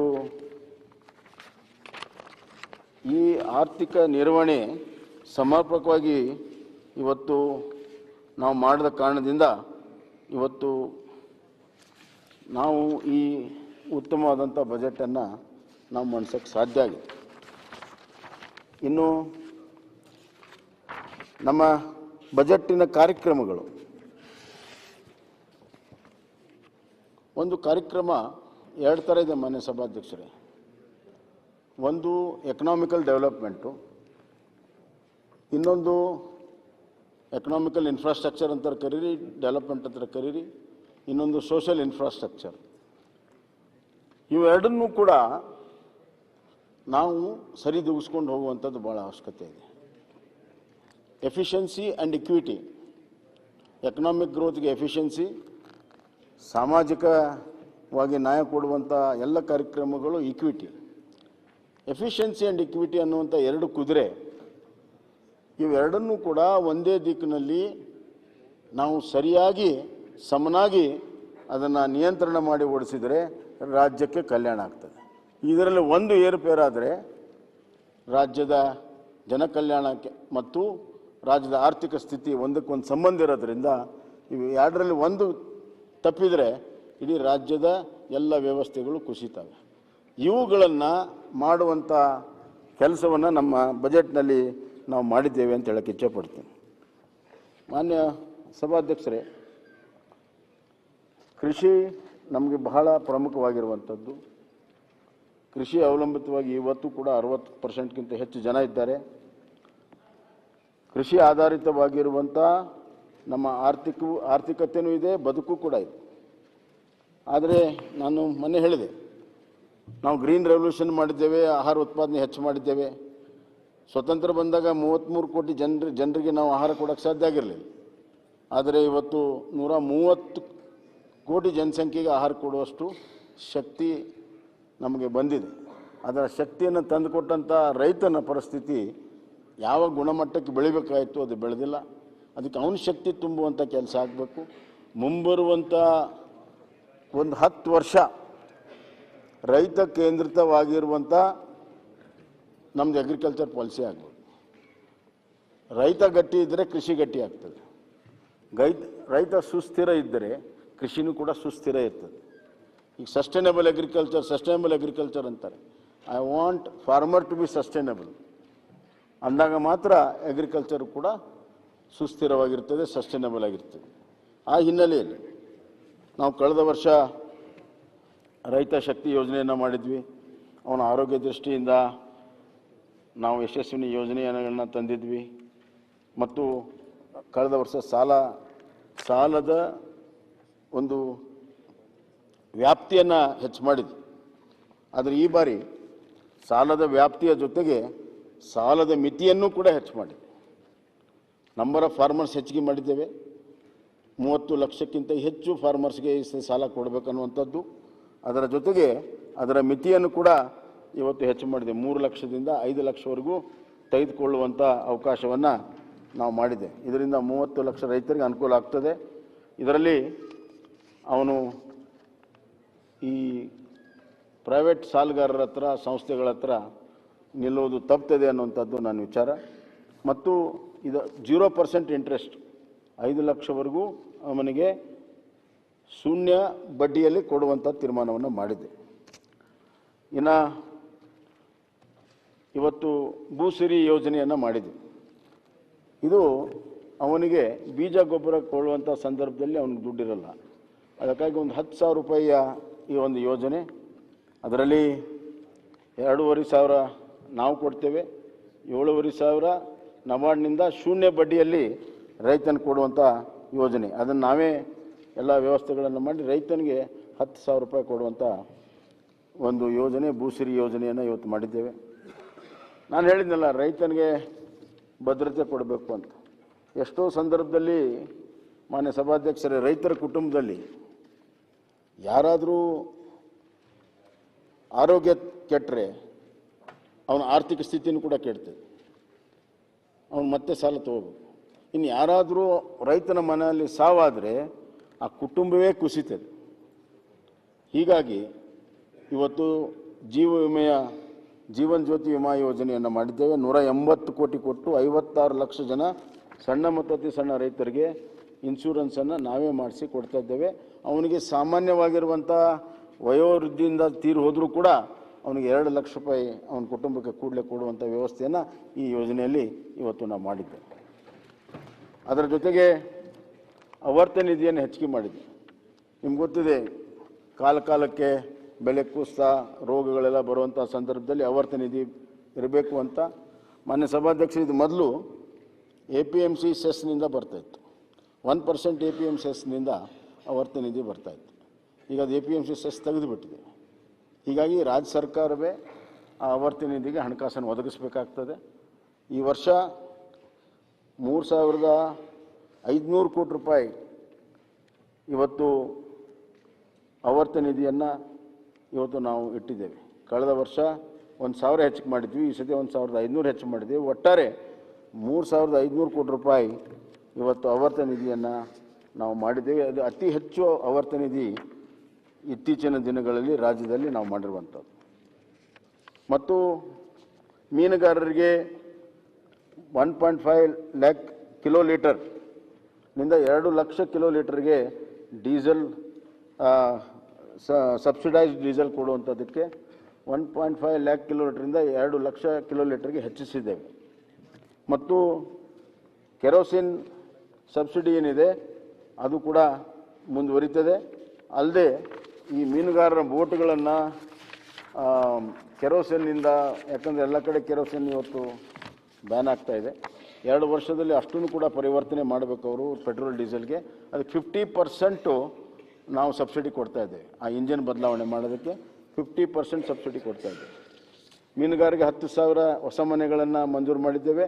5,000 ಮನೆಗಳು ಈಗ ತೊಗೊಂಡಿದ್ದಾರೆ, ಕಟ್ಟಡ ಈಗ ಆಗ್ತಾಯಿದೆ ಅಂತ ಮನೆ ಕಾದಾರರು ಹೇಳಿದರು. ಅದನ್ನು ನಾನೀಗಾಗಲೇ ಸೂಚನೆ ಕೊಟ್ಟಿದ್ದೇನೆ. ಈ ವರ್ಷದ ಏನು ಆಯ್ಕೆ ಆಗಿದ್ದಾವೆ ಕೂಡಲೇ ಪ್ರಾರಂಭ ಮಾಡಬೇಕು. ಮತ್ತು 10,000ಕ್ಕೆ ಆಯ್ಕೆ ಪ್ರಕ್ರಿಯೆ ನಾವು ಸಾಧ್ಯ ಇದ್ದರೆ ಮಾರ್ಚ್ 31ರೊಳಗೆ ಮುಗಿಸಿ 2 ಒಟ್ಟಿಗೆ ಕಟ್ಟುವಂಥ ವ್ಯವಸ್ಥೆಗಳನ್ನು ಮಾಡಬೇಕು ಅಂತ ಸೂಚನೆಯನ್ನು ಕೂಡ ನಾನು ಕೊಟ್ಟಿದ್ದೇನೆ. ನೀವು ನನ್ನ ಗಮನವನ್ನು ಸೆಳೆದಿದ್ದು. ಮತ್ತು ರೇಷ್ಮೆಗೆ ಒಂದು ಹೈಟೆಕ್ ಮಾರುಕಟ್ಟೆ ಬೇಕು ಅಂತ ಕಳೆದ ವರ್ಷವೇ ಬೇಡಿಕೆ ಇತ್ತು. ಸಿಡ್ಲಘಟ್ಟದಲ್ಲಿ ಅದನ್ನು 75 ಕೋಟಿ ರೂಪಾಯಿದಲ್ಲಿ ಇವತ್ತು ನಾವು ಮಾಡ್ತಾಯಿದ್ದೇವೆ. ಅಲ್ಲದೆ ಮಾನ್ಯ ಸಭಾಧ್ಯಕ್ಷರೇ, ಇವತ್ತು ನಮ್ಮ ಕೃಷಿ ಅಭಿವೃದ್ಧಿ ಆಗಬೇಕಾದ್ರೆ ನೀರಾವರಿ ಬಹಳ ಮುಖ್ಯ. ಕಳೆದ 4 ವರ್ಷದಲ್ಲಿ 1.5 ಲಕ್ಷ ಹೆಕ್ಟೇರ್ ಪ್ರದೇಶವನ್ನು ನೀರಾವರಿಗೆ ನಾವು ಅಳವಡಿಸಿದ್ದೇವೆ. ಮತ್ತು ಹಲವಾರು ಯೋಜನೆಗಳನ್ನು, ಕೆರೆ ತುಂಬಿಸುವಂಥ ಯೋಜನೆಗಳನ್ನು ಈಗಾಗಲೇ ನಾವು ಅನುಮೋದನೆಯನ್ನು ಕೊಟ್ಟಿದ್ದೇವೆ. ಕೆಲವೆಲ್ಲ ಪ್ರಗತಿಯಲ್ಲಿದ್ದಾವೆ. ಇನ್ನಷ್ಟು ಅನುಮೋದನೆಯನ್ನು ಕೊಡುವಂಥದ್ದು ಕೂಡ ಇದೆ. ಇದು ಭಾಳ ದೊಡ್ಡ ಪ್ರಮಾಣದ ಹಣಕಾಸಿನ ಹೊರೆಯನ್ನು ಆಗ್ತಾಯಿದೆ. ಆದಾಗ್ಯೂ ಕೂಡ ನಮ್ಮ ಅಂತರ್ಜಲವನ್ನು ಹೆಚ್ಚಿಸುವ ಸಲುವಾಗಿ ಇವತ್ತು ಆ ಯೋಜನೆಗಳಿಗೆ ಅನುಮೋದನೆಯನ್ನು ಕೊಟ್ಟು ಅದರ ನಿರ್ವಹಣೆಗೂ ಕೂಡ ನಮ್ಮ ನಿಗಮಗಳಿಂದಲೇ ಮಾಡುವಂಥ ವ್ಯವಸ್ಥೆಗಳನ್ನು ನಾವು ಮಾಡಿದ್ದೀವಿ. ಕೃಷ್ಣಾ ಮೇಲ್ದಂಡೆ ಯೋಜನೆಗೆ ಇವತ್ತು ಏಕರೂಪವಾಗಿರುವಂಥ ಒಂದು ದರವನ್ನು ಫಿಕ್ಸ್ ಮಾಡುವಂಥ ಕೆಲಸವನ್ನು ನಾವು ಮಾಡಿದ್ವಿ. ಬಹಳ ದಿನಗಳಿಂದ ನಡಿಬೇಕಾಗಿತ್ತು. ಇದು ಒಂದು ಸುಮಾರು 5 ವರ್ಷದಿಂದನೇ ಆಗಬೇಕಾಗಿತ್ತು. 5 ಅಲ್ಲ 10 ವರ್ಷದಿಂದ ಆಗಬೇಕಾಗಿತ್ತು, ಆಗಲಿಲ್ಲ. ಕೃಷ್ಣಾ ಮೇಲ್ದಂಡೆ 3ನೇ ಹಂತ ನನ್ನ ಕಾಲದಲ್ಲಿ ನೀರಾವರಿ ಸಚಿವ ಇದ್ದಕ್ಕೆ ನಾವು ಪ್ರಾರಂಭ ಮಾಡಿದ್ವಿ. ಆವಾಗ 17,000 ಕೋಟಿ ಅನುಮೋದನೆ ಆಗಿತ್ತು. ಅದಾದಮೇಲೆ 53,000 ಕೋಟಿಗೆ ಅನುಮೋದನೆ ಆಯಿತು. ಈ ದರ ಫಿಕ್ಸ್ ಮಾಡ್ದೇ ಇವತ್ತು ನಾವು ಇದನ್ನು ಅನುಮೋದನೆಯನ್ನು ಕೊಟ್ಟು ದರ ಫಿಕ್ಸ್ ಮಾಡುವಂಥದ್ದು ಬಹಳ ಮುಖ್ಯ. ಅದು 5 ವರ್ಷ high level power committee chief minister ನೇತೃತ್ವದಲ್ಲಿ ಇರ್ತದೆ. ನಾನು ಬಿಟ್ಟು ಹೋದಂಥ ಸಂದರ್ಭದಿಂದ ಇವತ್ತುವರೆಗೂ ಆಗಿರಲಿಲ್ಲ. ಈಗ ನಾನು ಮುಖ್ಯಮಂತ್ರಿ, ಕಾರಜೋಳ ಅವರು ನೀರಾವರಿ ಸಚಿವರಾದ ಮೇಲೆ ಈಗ ಆ ದರವನ್ನು ಫಿಕ್ಸ್ ಮಾಡಿದ್ದೇವೆ ಮತ್ತು ಅದಕ್ಕೆ ಹಣವನ್ನು ಕೂಡ ಒದಗಿಸಿದ್ದೇವೆ. ಇದು ನಮ್ಮ ಒಂದು ಬದ್ಧತೆ. ಅಷ್ಟೇ ಅಲ್ಲ, ಈಗ ಸುಪ್ರೀಂ ಕೋರ್ಟ್ನಲ್ಲಿ ಅಂತಿಮ ಹಂತದಲ್ಲಿದೆ. ಅದು ಬಂದ ತಕ್ಷಣವೇ ನಾವೇನು 9 ಯೋಜನೆಗಳನ್ನು ಸ್ಕೀಮ್, ಕೃಷ್ಣಾ ವಾಟರ್ ಸ್ಕೀಮ್ 3ದಲ್ಲಿದೆ, ಅದನ್ನು ಈಗಾಗಲೇ ಬೇರೆ ಬೇರೆ ಹಂತದಲ್ಲಿದೆ. ಅದನ್ನೇ ನಮ್ಮ ಧರಮ್ ಸಿಂಗ್ ಅವರು, ನಮ್ಮ ಅಜಯ್ ಸಿಂಗ್ ಅವರು ಮಲ್ಲಾಬಾದ್ ನೀರಾವರಿಗೆ ನಮಗೆ ದುಡ್ಡು ಕೊಡಿ, ನಾಳೆ ಮೀಟಿಂಗ್ನಲ್ಲಿ ಪಾಸ್ ಮಾಡಿ ಅಂತ ಹೇಳಿ ಹೇಳ್ತಾಯಿದ್ರು. ಮಲ್ಲಾಬಾದ್ ನೀರಾವರಿಗೆ ಮಾನ್ಯ ಸಭಾಧ್ಯಕ್ಷರೇ ಸುಮಾರು 10-15 ವರ್ಷ ಚಳವಳಿ ನಡೆದಿತ್ತು ಆ ಭಾಗದಲ್ಲಿ. ಒಬ್ಬರು ಹೋರಾಟಗಾರಿದ್ದಾರೆ ಹಿರೇಮಠ ಅಂತ, ಅವರು ಅದನ್ನು ಕಂಟಿನ್ಯೂಸ್ ಆಗಿ ಹೋರಾಟ ಮಾಡಿದರು. ಆ ಭಾಗದಲ್ಲಿ ಇದನ್ನು ಮಾಡ್ಬೋದಾಗಿತ್ತು. ಭಾಳ ದೊಡ್ಡವರಿದ್ದರು. ಅದು ಜೇವರ್ಗಿ ತಾಲೂಕಿಗೆ ಭಾಳ ದೊಡ್ಡ ಸಹಾಯ ಆಗ್ತದೆ, 2-3 ತಾಲೂಕುಗಳಿಗೆ ಮಾಡಲಿಲ್ಲ. ನಾನು ನೀರಾವರಿ ಸಚಿವರಿಗೆ ಹೊಸದಾಗಿ ಹೋದಾಗ ಅವರೆಲ್ಲ ಧರಣಿ ಕೂತವ್ರಿಗೆ ನಾನು ಹೋಗಿ ಭೇಟಿಯಾಗಿ ಕರೆದು ಮಾತಾಡಿ ಅದೇ ವರ್ಷ ಮಲಬಾದ್ ಏತ ನೀರಾವರಿಯನ್ನು ಪ್ರಾರಂಭ ಮಾಡಿದ್ವಿ. ಈಗಾಗಲೇ 2 ಹಂತ ಮುಗಿದಿದೆ, ಇನ್ನೊಂದು ಹಂತ ಮಾತ್ರ ಉಳಿದಿದೆ. ಅವತ್ತು ನಾನು ಪ್ರಾರಂಭ ಮಾಡಿದೆ. ಈ 9 ಸ್ಕೀಮ್ಸ್ ಏನಿದೆ ಮಾನ್ಯ ಸಭಾಧ್ಯಕ್ಷರೇ, ಇದನ್ನು ಪ್ರಾರಂಭ ಮಾಡೋಕ್ಕೆ ಯಾರೂ ಕೂಡ ತಯಾರಿರಲಿಲ್ಲ. ಏನು ಹೇಳ್ತಾಯಿದ್ರು, ಇದು ಸ್ಕೀಮ್ ಬಿ ಟ್ರಿಬ್ಯುನಲ್ ಆದೇಶ ಬಂದ ಮೇಲೆ ಮಾಡೋದು ಅಂತ. ನಾನು ನೀರಾವರಿ ಸಚಿವ ಆದಾಗ ನಮ್ಮ ಅಧಿಕಾರಿಗಳು ಕೇಳಿದೆ, ಆಂಧ್ರದಲ್ಲಿ ಸ್ಕೀಮ್ ಎ ಆ್ಯಂಡ್ ಬಿ ಇದೆಯಾ, ಮಹಾರಾಷ್ಟ್ರದಲ್ಲಿ ಎ ಆ್ಯಂಡ್ ಬಿ ಇದೆಯಾ? ಇಲ್ಲ ಸರ್ ಅದು. ಮತ್ತು ನಾ ಯಾಕೆ ಎ ಆ್ಯಂಡ್ ಬಿ ಮಾಡಿದೆ, ಪ್ರಾರಂಭ ಮಾಡಿರಿ ಏನಾಗುತ್ತೆ ನೋಡೋಣ ಅಂತ. ಅವತ್ತು 2009ರಲ್ಲಿ ಆ ನಿರ್ಣಯವನ್ನು ತೆಗೆದುಕೊಂಡು ಇವತ್ತು ಮುಳವಾಡ ಏತ ನೀರಾವರಿ, ಗುತ್ತಿ ಬಸವಣ್ಣ ಏತ ನೀರಾವರಿ, ಮಲಬಾದ್ ಏತ ನೀರಾವರಿ, Koppal lift irrigation, Bima Planck, ಈ ಥರ ಎಲ್ಲ ಯೋಜನೆಗಳಿಗೆ ಅವತ್ತು ಪ್ರಾರಂಭ ನಾವು ಮಾಡಿದ್ವಿ. ಹೀಗಾಗಿ ಒಂದು ಹಂತಕ್ಕೆ ಬಂದಿದೆ. ಈಗ ಕೊಪ್ಪಳ ಏತ ನೀರಾವರಿ ಮುಗಿತಾ ಬಂದಿದೆ, ಮುಳವಾಡ ಏತ ನೀರಾವರಿ ಮೇನ್ ಕೆನಾಲ್ ಎಲ್ಲ ವರ್ಕ್ ಆಗಿ ಬ್ರಾಂಚ್ ಕೆನಾಲ್ ಕೂಡ ಮುಗಿತಾ ಬಂದಿದೆ. ನೀರನ್ನು ಹಿಡಿದ ತಕ್ಷಣ ಈ ಎಲ್ಲ ಯೋಜನೆಗಳಿಗೆ ನಾವು ನೀರಾವರಿಯನ್ನು ಒದಗಿಸ್ಬೋದು. ಆ ದಿಟ್ಟ ಕ್ರಮವನ್ನು ತೆಗೆದುಕೊಂಡು ಭಾಳ ಜನ ಹೆದರಿಸಿದ್ರು ನನಗೆ ಆ ಸಂದರ್ಭದಲ್ಲಿ, ನೀನು ಇದು ಮಾಡಿದರೆ ಅದನ್ನು ಮಾಡಿದರೆ ಆಂಧ್ರದವ್ರು ಕೋರ್ಟ್ಗೆ ಹಾಕ್ತಾರೆ, ನಿನ್ನ ಮೇಲೆ ಕಂಟೆಂಪ್ಟ್ ಆಗುತ್ತೆ. ಯಾಕಂದರೆ ಹಿಂದಿನ ನೀರಾವರಿ ಸಚಿವರು ಮುಖ್ಯಮಂತ್ರಿಗಳು ಕಂಟೆಂಪ್ಟ್ ಫೇಸ್ ಮಾಡಿದ್ದಾರೆ. ಕೃಷ್ಣಾದಲ್ಲಿ, ಕಾವೇರಿಯಲ್ಲೂ ಫೇಸ್ ಮಾಡಿದ್ದಾರೆ, ಕೃಷ್ಣಾದಲ್ಲೂ ಫೇಸ್ ಮಾಡಿದ್ದಾರೆ. ಅಲ್ಲಿ ಹೋಗಿ ಕ್ಷಮೆ ಕೇಳ್ಕೊಂಡು ಬಂದಿದ್ದಾರೆ. ನಾನು ಹೇಳಿದೆ, ನೋಡೋಣ ಅದೇನು ಆಗುತ್ತೆ ಫೇಸ್ ಮಾಡೋಣ ಅಂತ ಹೇಳಿ ಈ ನಿರ್ಣಯಗಳನ್ನ ನಾನು ತೆಗೆದುಕೊಂಡಿದ್ದೆ. ಮಾನ್ಯ ಸಭಾಧ್ಯಕ್ಷರೇ, ಮಲಬಾದ್ ಏತ ನೀರಾವರಿ ಬಗ್ಗೆ ತಾವೇನು ಕೇಳಿದಿರಿ, ಕೂತ್ಕೊಳ್ಳಿ. ಹೊರಗಡೆ ಇದ್ದೆ ನಾನು ಮಾತಾಡುವಾಗ, ನಿಮ್ಮನ್ನು ಒಳಕರಿಸ್ಬೇಕಂತಲೇ ನಿಮ್ಮ ಹೆಸರು ಹೇಳಿದ್ದೇನೆ. ಅದೇ ಅದು ಮಾಡಿಸ್ಕೊಡ್ರಿ ಸರ್ ದಯವಿಟ್ಟು. ಅದು ಮಾಡ್ತೀನಿ. ನಾಳೆ ಮೀಟಿಂಗ್ ಅಲ್ಲಿ ದಯವಿಟ್ಟು ಅದು ನಮ್ಮ ಕ್ಲಿಯರ್ ಮಾಡ್ಬಿಡ್ರಿ. ಹೇಳ್ತೇನೆ, ಕೂತ್ಕೊಳ್ಳಿ. ತಾವು ಅದನ್ನು ರೇಸ್ ಮಾಡಿದಿರಿ. ನಮ್ಮ ಹಿರಿಯ ನಾಯಕರು, ಮಾಜಿ ಮುಖ್ಯಮಂತ್ರಿಗಳು ಧರಮ್ ಸಿಂಗ್ ಅವರ ಗೌರವಾರ್ಥವಾಗಿ ಅದನ್ನು ಅನುಮೋದನೆ ಮಾಡ್ತೀನಿ.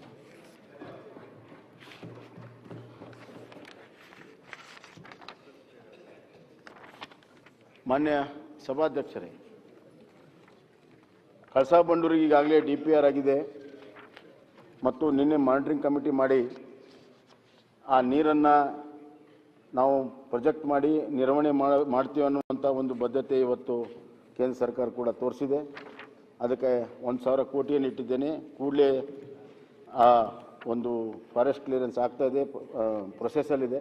ಆದ ತಕ್ಷಣ ಟೆಂಡರ್ ಕರೆದು ಆ ಕಾಮಗಾರಿಯನ್ನು ಕೂಡ ನಾವು ಮಾಡ್ತೀವಿ. ಭದ್ರಾ ಮೇಲ್ದಂಡೆ ಯೋಜನೆ ತಮ್ಗೆ ಗೊತ್ತಿದೆ, ಈ ವರ್ಷ ವಿಶೇಷವಾದಂಥ ಅನುದಾನ ಸಿಕ್ಕಿದೆ.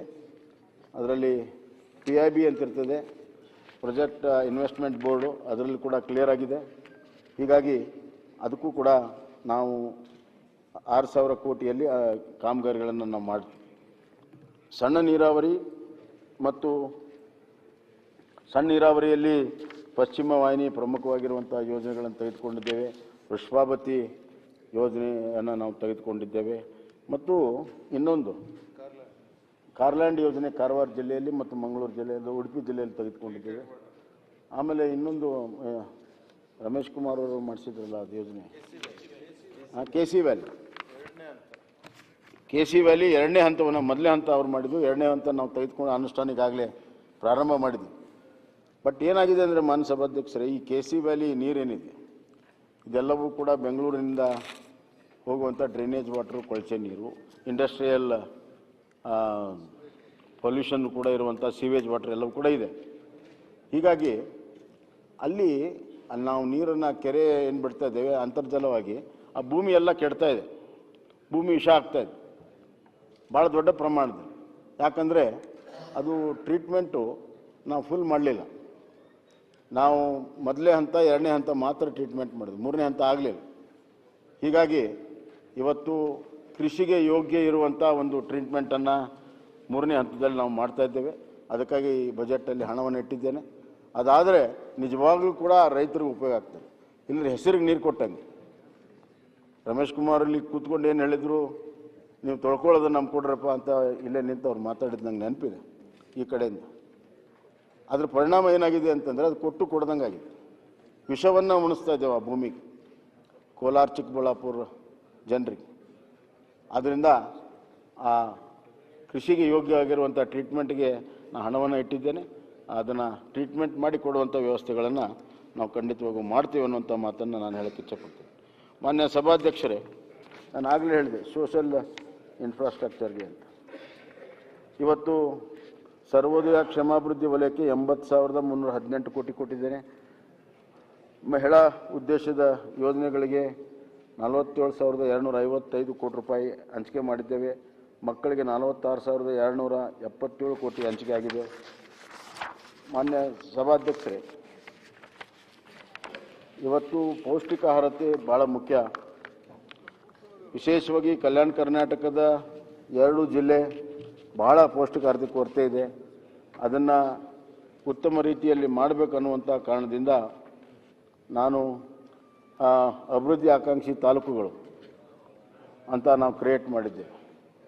ಈಗ ಕೇಂದ್ರ ಹೆಂಗೆ ನಾವು ಈ ನಮ್ಮ ಜಿಲ್ಲೆಗಳನ್ನು ಐಡೆಂಟಿಫೈ ಮಾಡಿದ ಹಿಂದುಳಿದ ಜಿಲ್ಲೆಗಳನ್ನು, ಅದೇ ರೀತಿ ತಾಲೂಕುಗಳನ್ನು ಐಡೆಂಟಿಫೈ ಮಾಡಿ ಶಿಕ್ಷಣ, ಆರೋಗ್ಯ, ಪೌಷ್ಟಿಕಾಹಾರತೆ, ಮಹಿಳಾ ಕಲ್ಯಾಣ ಈ 4 ಇಂಡಿಕೇಟರ್ಸ್ ಮೇಲೆ ಆಕಾಂಕ್ಷಿ ತಾಲೂಕುಗಳನ್ನು ಮಾಡಿದ್ದೇವೆ. ಆಸ್ಪಿರೇಷನ್ ತಾಲೂಕಾಸ್ 3,000 ಕೋಟಿ ರೂಪಾಯಿ ಅದಕ್ಕೆ ನಾನು ಈ ಸತಿ ಬಜೆಟ್ನಲ್ಲಿ ಒದಗಿಸಿದ್ದೇನೆ. ಅದರಲ್ಲಿ ಶಿಕ್ಷಣಕ್ಕೆ 1,332 ಕೋಟಿ, ಆರೋಗ್ಯಕ್ಕೆ 680 ಕೋಟಿ, ವಸತಿ ಯೋಜನೆಗೆ 500 ಕೋಟಿ, ಕುಡಿಯೋ ನೀರಿಗೆ 424 ಕೋಟಿ, ಕೌಶಲ್ಯ ಅಭಿವೃದ್ಧಿಗೆ 100 ಕೋಟಿ. ಹೀಗೆ ಅಲ್ಲಿಯ ಮಾನವ ಸಂಪನ್ಮೂಲ ಅಭಿವೃದ್ಧಿ ಆಗಬೇಕು, ಆರೋಗ್ಯ ಶಿಕ್ಷಣದಲ್ಲಿ ಅಭಿವೃದ್ಧಿ ಆಗಬೇಕು ಅನ್ನೋಂಥ ಕಾರಣದ ಮಾಡಿದೆ. ಮಾನ್ಯ ಸಭಾಧ್ಯಕ್ಷರೇ, ಮಹಿಳೆಯರಿಗಾಗಿ ಒಂದು ವಿಶೇಷವಾಗಿರುವಂಥ ಕಾರ್ಯಕ್ರಮಗಳನ್ನು ಮಾಡಿದ್ದೇವೆ. ಅದರಲ್ಲಿ ಗೃಹಿಣಿ ಶಕ್ತಿ ಯೋಜನೆ ಅಂತ ನಾನು ಹೆಸರಿಟ್ಟಿದ್ದೇನೆ. ಶ್ರಮ ವಹಿಸುವಂಥ ಹೆಣ್ಣುಮಕ್ಕಳಿಗೆ, ವಿಶೇಷವಾಗಿ ಭೂರಹಿತ ಮಹಿಳಾ ಕೃಷಿ ಕಾರ್ಮಿಕರಿಗೆ ನಾವು ಆರ್ಥಿಕ ಸಹಾಯ ಮಾಡಬೇಕನ್ನುವಂಥದ್ದು. ಯಾಕಂದರೆ ನಾವು ನೋಡ್ತೇವೆ ವರ್ಷ ಇಡೀ ಅವ್ರ ಕೆಲಸ ಸಿಗೋದಿಲ್ಲ, ಸೀಸನಲ್ಲಿ ಮಾತ್ರ ಸಿಗ್ತದೆ. ಮತ್ತು ಅವರಿಗೆ ಆ ಕೆಲಸದ ಜೊತೆಗೆ ಅವರ ಆರೋಗ್ಯ, ಶಿಕ್ಷಣ, ಮಕ್ಕಳ ಶಿಕ್ಷಣಕ್ಕೆ ಭಾಳ ದೊಡ್ಡ ಭಾರ ಆಗ್ತಾಯಿದೆ. ನಾನು ಬಜೆಟ್ನಲ್ಲಿ ಅವರಿಗೆ ಮಾಸಿಕವಾಗಿ 500 ರು DBT ಮಾಡ್ತೇನೆ ಅಂತ ಹೇಳಿದ್ದೆ. ಈಗ ಮತ್ತೆ ನಾವು ಸ್ವಲ್ಪ ಅವರಿಗೆ ಎಷ್ಟು ಬೇಕಾಗುತ್ತೆ ಅನ್ನೋದನ್ನು ರೀಕ್ಯಾಲ್ಕುಲೇಟ್ ಮಾಡಿದ್ವಿ 3-4 ದಿವಸದಲ್ಲಿ. ಆದ್ದರಿಂದ ನಾನು ಒಂದು ಅನೌನ್ಸ್ಮೆಂಟ್ ಮಾಡೋಕ್ಕೆ ಇಚ್ಛಪಡ್ತೀನಿ. ಮಹಿಳೆಯರಿಗೆ, ಶ್ರಮ ವಹಿಸುವಂಥ ಕೃಷಿ ಕಾರ್ಮಿಕ ಮಹಿಳೆಯರಿಗೆ ಮಾಸಿಕ 500 ಇದ್ದಿದ್ದನ್ನು 1,000 ರೂಪಾಯಿ ಮಾಡಬೇಕು ಅನ್ನುವಂಥ ತೀರ್ಮಾನವನ್ನು ನಾನು ಮಾಡಿದೆ. ಮತ್ತು ಅವರಿಗೆ ದುಡಿಯುವ ಮಹಿಳೆಯರಿಗೆ ಈಗಾಗಲೇ ಉಚಿತ ಬಸ್ ಪಾಸ್ ಸೌಲಭ್ಯ ಮಾಡಿದ್ದೇವೆ. 1 ಲಕ್ಷ ಮಹಿಳೆಯರಿಗೆ ಲಾಭದಾಯಕ ಉದ್ಯಮ ಪ್ರಾರಂಭಿಸಲು ಅವಕಾಶ ಮಾಡಿದ್ದೇವೆ. ಶ್ರೀ ಸಾಮರ್ಥ್ಯ ಯೋಜನೆಯನ್ನು ಮಾಡಿದ್ದೇನೆ. ಆರೋಗ್ಯ ದೃಷ್ಟಿಯಿಂದ ಮಾನ್ಯ ಸಭಾಧ್ಯಕ್ಷರೇ, ವಿವಾಹಿತ ಮಹಿಳೆಯರಿಗೆ ಹಲವಾರು ಬಡ ಕುಟುಂಬದಲ್ಲಿ ಅವರಿಗೆ ಒಂದು ಆರೋಗ್ಯ ಪೌಷ್ಟಿಕತೆ ಕೊರತೆಯನ್ನು ನಾವು ನೋಡಿದ್ವಿ. ಹೀಗಾಗಿ 6 ತಿಂಗಳು ಅವ್ರಿಗೆ ಪೌಷ್ಟಿಕ ಆಹಾರ ಕೊಡುವಂಥ ಕಾರ್ಯಕ್ರಮವನ್ನು, ಆರೋಗ್ಯ ಪುಷ್ಟಿ ಅನ್ನುವಂಥ ಕಾರ್ಯಕ್ರಮವನ್ನು ಎಲಿಜಿಬಲ್ ಮ್ಯಾರಿಡ್ ವುಮನ್ ಅವ್ರಿಗೆ ವಿಶೇಷವಾಗಿರುವಂಥ ಕಾರ್ಯಕ್ರಮವನ್ನು ಮಾಡಿದೆ. ಮತ್ತು ವಿದ್ಯಾವಾಹಿನಿ ಅಂತೇಳಿ ಶಾಲಾ ಕಾಲೇಜು ಓದುವ ವಿದ್ಯಾರ್ಥಿನಿಯರಿಗೆ ಉಚಿತ ಬಸ್ ಪಾಸ್ ಕೊಡುವಂಥದ್ದು. ಮತ್ತು ನಗರ ಪ್ರದೇಶದಲ್ಲಿ ಕಟ್ಟಡ ನಿರ್ಮಾಣ ಮಹಿಳೆಯರಿಗೆ ಅವ್ರ ಮಕ್ಕಳು ಬಿಟ್ಟು ಹೋಗೋದಕ್ಕೆ 4,000 ಶಿಶು ವಿಹಾರವನ್ನು ಮಾಡ್ತಾಯಿದ್ದಾರೆ. ಇದು ಬಹಳ ಮುಖ್ಯ ಮಾನ್ಯ ಸಭಾಧ್ಯಕ್ಷ. ಇದು ಶಿಶು ವಿಹಾರ ಅಂತ ಸಣ್ಣದು ಅನಿಸ್ಬೋದು, but it's very very sensitive. ಮತ್ತು ಮುಖ್ಯಮಂತ್ರಿ ವಿದ್ಯಾಶಕ್ತಿ ಯೋಜನೆ ಮಾನ್ಯ ಸಭಾಧ್ಯಕ್ಷರೇ, ಮಕ್ಕಳಿಗೆ ಈಗ PUC ಮತ್ತು ಡಿಗ್ರಿಯಲ್ಲಿ ಫೀಸ್ ಕಟ್ಟಬೇಕಾಗುತ್ತೆ. ಅವರ ಅಡ್ಮಿಷನ್ ಸಂಖ್ಯೆ ಹೆಚ್ಚಿಸಬೇಕು, ಈಗಾಗಲೇ ಕಡಿಮೆ ಇದೆ. ಅದನ್ನು ಮಾಡೋ ಸಲುವಾಗಿ ಸಂಪೂರ್ಣವಾಗಿ SSLCವರೆಗೂ ಫ್ರೀ ಇದೆ, PUC ಮತ್ತು ಡಿಗ್ರಿವರೆಗೂ ಯಾವುದೇ ಡಿಗ್ರಿ ಮಾಡಲಿ ಅವರಿಗೆ ಸಂಪೂರ್ಣವಾಗಿ ಫ್ರೀ ಎಜುಕೇಷನನ್ನು ನಾನು ಡಿಕ್ಲೇರ್ ಮಾಡಿದ್ದೇನೆ. ಇದು ಐತಿಹಾಸಿಕವಾದಂಥ ತೀರ್ಮಾನ. ನಮ್ಮ ವಿದ್ಯಾರ್ಥಿಗಳಿಗೆ, ವಿದ್ಯಾರ್ಥಿನಿಯರಿಗೆ ಮತ್ತು ವಿದ್ಯಾವಲಯದಲ್ಲಿ ಇದರ ಮುಂದೆ ಭಾಳ ದೊಡ್ಡ ಒಂದು ಅನುಕೂಲತೆ ಆಗ್ತದೆ. ನಮ್ಮ ಕರ್ನಾಟಕ ಶಿಕ್ಷಣ ಭರಿತವಾಗಿರುವಂಥ ಸುಶಿಕ್ಷಿತ ಯುವಕರಿಂದ ಕೂಡಿರುವಂಥ ಒಂದು ರಾಜ್ಯ ಆಗಬೇಕನ್ನುವಂಥ ಕಲ್ಪನೆಯಿಂದ ಈ ಒಂದು ಯೋಜನೆಯನ್ನು ರೂಪಿಸಿದ್ದು. ಅದೇ ರೀತಿ ನಮ್ಮ ಸರ್ಕಾರ ಭಾಳ ಸ್ಪಂದನಾಶೀಲವಾಗಿರುವಂಥ ಸರ್ಕಾರ ಅಂತ ಈ ಸಂದರ್ಭದಲ್ಲಿ ನಾನು ಹೇಳಕ್ಕೆ ಇಚ್ಛಪಡ್ತೇನೆ. ಈ ಬಸ್ಗಳು ವಿದ್ಯಾರ್ಥಿಗಳಿಗೆ ಸಮಯಕ್ಕೆ ಸರಿಯಾಗಿ ಸಿಗೋದಿಲ್ಲ ಅಂಥೇಳಿ ಈಗ ನಾವು ಮಕ್ಕಳ ಬಸ್ ಅಂತ ಹೇಳಿ ನಾನು 1,000 ಶೆಡ್ಯೂಲ್ಸ್ಗಳನ್ನು ಮಾಡಿದ್ವಿ. 1,000 ಹೆಚ್ಚು ಕಮ್ಮಿ 1,000 ಬಸ್ಗಳು. ನಾನು ಇಲ್ಲಿ ಒಂದು ಘೋಷಣೆಯನ್ನು ಮಾಡೋಕ್ಕೆ ಇಚ್ಛಪಡ್ತೇನೆ. ಅದು 1,000 ಇದ್ದಿದ್ದನ್ನು 2,000 ಶೆಡ್ಯೂಲ್ಸನ್ನು ಮಾಡೋದಕ್ಕೆ ನಾನು ತೀರ್ಮಾನವನ್ನು ಮಾಡಿದ್ದೇನೆ. ಇದಕ್ಕೆ ಸರ್ಕಾರವೇ ಹಣವನ್ನು ಭರಿಸ್ತದೆ. ಮತ್ತು ನಮ್ಮ ಯುವಕರಿಗೆ ಭಾಳಷ್ಟು ಸಂದರ್ಭದಲ್ಲಿ ಬೇರೆ ಬೇರೆ ಕಾರಣಕ್ಕಾಗಿ ಅವರು SSLC PUC ಓದಿ ಬಿಟ್ಟಿರ್ತಾರೆ. ಆರ್ಥಿಕವಾಗಿ, ಸಾಮಾಜಿಕವಾಗಿ ಅವೆಲ್ಲವೂ ಕೂಡ ಕಾರಣ ಇದೆ.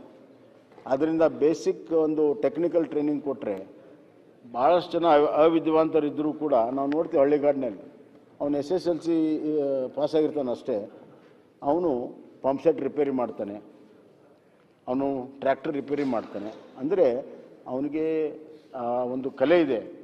ಅದಕ್ಕೆ ಒಂದು ಸ್ವಲ್ಪ ನಾವು ಟ್ರೈನಿಂಗ್ ಕೊಟ್ಟರೆ ಉತ್ತಮವಾದಂಥ ಒಬ್ಬ ಯುವಕ ಆಗ್ತಾನೆ, ಅವನಿಗೆ ಒಳ್ಳೆ ಕೆಲಸ ಸಿಗುತ್ತೆ. ಅದಕ್ಕಾಗಿ ಇವತ್ತು ಎಲ್ಲ ITIಗಳಲ್ಲಿ 3 ತಿಂಗಳ ಅವಧಿಯಲ್ಲಿ PUC ಫೇಲ್ ಆದರೂ ಚಿಂತಿಲ್ಲ, SSLC ಫೇಲ್ ಆದವ್ರಿಗೂ ಕೂಡ ಟ್ರೈನಿಂಗನ್ನು ಕೊಡುವಂಥದ್ದು, ಪ್ರತಿ ತಿಂಗಳು 1,500 ರೂಪಾಯಿ ಕೊಡುವಂಥ ಯುವಕ ಯುವತಿಯರಿಗೆ. ಮತ್ತು ಅವರು ಎಲ್ಲಿ ಜಾಬ್ ತೊಗೊಳ್ತಾರೆ, ಯಾಕಂದ್ರೆ ಜಾಬ್ ಸಿಗೋದು ಕಷ್ಟ, ಸ್ವಲ್ಪ ಆ ಜಾಬದ ಸ್ಯಾಲ್ರಿ ಭಾರವನ್ನು ನಾವು ಹೊರಬೇಕು ಅಂತ ಅಪ್ರೆಂಟಿಸ್ಗೆ 1,500 ರೂಪಾಯಿಯನ್ನು ಮತ್ತೆ ಮುಂದಿನ 3 ತಿಂಗಳು ಒಟ್ಟು 6 ತಿಂಗಳು 1,500 ರೂಪಾಯಿ ಅವ್ನಿಗೆ ಸಿಗುವಂಥ ಒಂದು ವ್ಯವಸ್ಥೆ ಬದುಕುವ ದಾರಿ ಅಂತ ಯೋಜನೆಯನ್ನು ನಾನು ಮಾಡಿದ್ದೆ. ಮತ್ತು ಈ ನಿರುದ್ಯೋಗ ವಿದ್ಯಾರ್ಥಿಗಳಿಗೆ ಸ್ವಲ್ಪ ಹತಾಶ ಮನೋಭಾವನೆ ಬರ್ತದೆ. ಅದಕ್ಕೆ 3 ವರ್ಷ ಅವ್ರ ಡಿಗ್ರಿ ಆದಮೇಲೆ ಅವ್ರಿಗೆ 2,000 ರೂಪಾಯಿ ಅನುದಾನವನ್ನು ಕೊಟ್ಟು ಅವರು ಬೇರೆ ಪರೀಕ್ಷೆ ಕೂತ್ಕೊಳ್ಳೋಕ್ಕಾಗಲಿ, ಅಪ್ಲಿಕೇಶನ್ ಹಾಕೋಕ್ಕಾಗಲಿ ಒಂದು ಆರ್ಥಿಕ ನೆರವನ್ನು ಇವತ್ತು ನಾನು ಕೊಟ್ಟಿದ್ದೇನೆ ಅಂತ ಮಾತನ್ನು ಹೇಳೋಕ್ಕೆ ಇಚ್ಛೆಪಡ್ತೀನಿ. ಮಾನ್ಯ ಸಭಾಧ್ಯಕ್ಷರೇ, ನಿಮಗೆಲ್ಲ ಗೊತ್ತಿದೆ, ಎಲ್ಲರೂ ಕೂಡ ಈ ವರ್ಗದ ಬಗ್ಗೆ ಭಾಳಷ್ಟು ಕನಿಕರವನ್ನು ವ್ಯಕ್ತಪಡಿಸ್ತಾರೆ.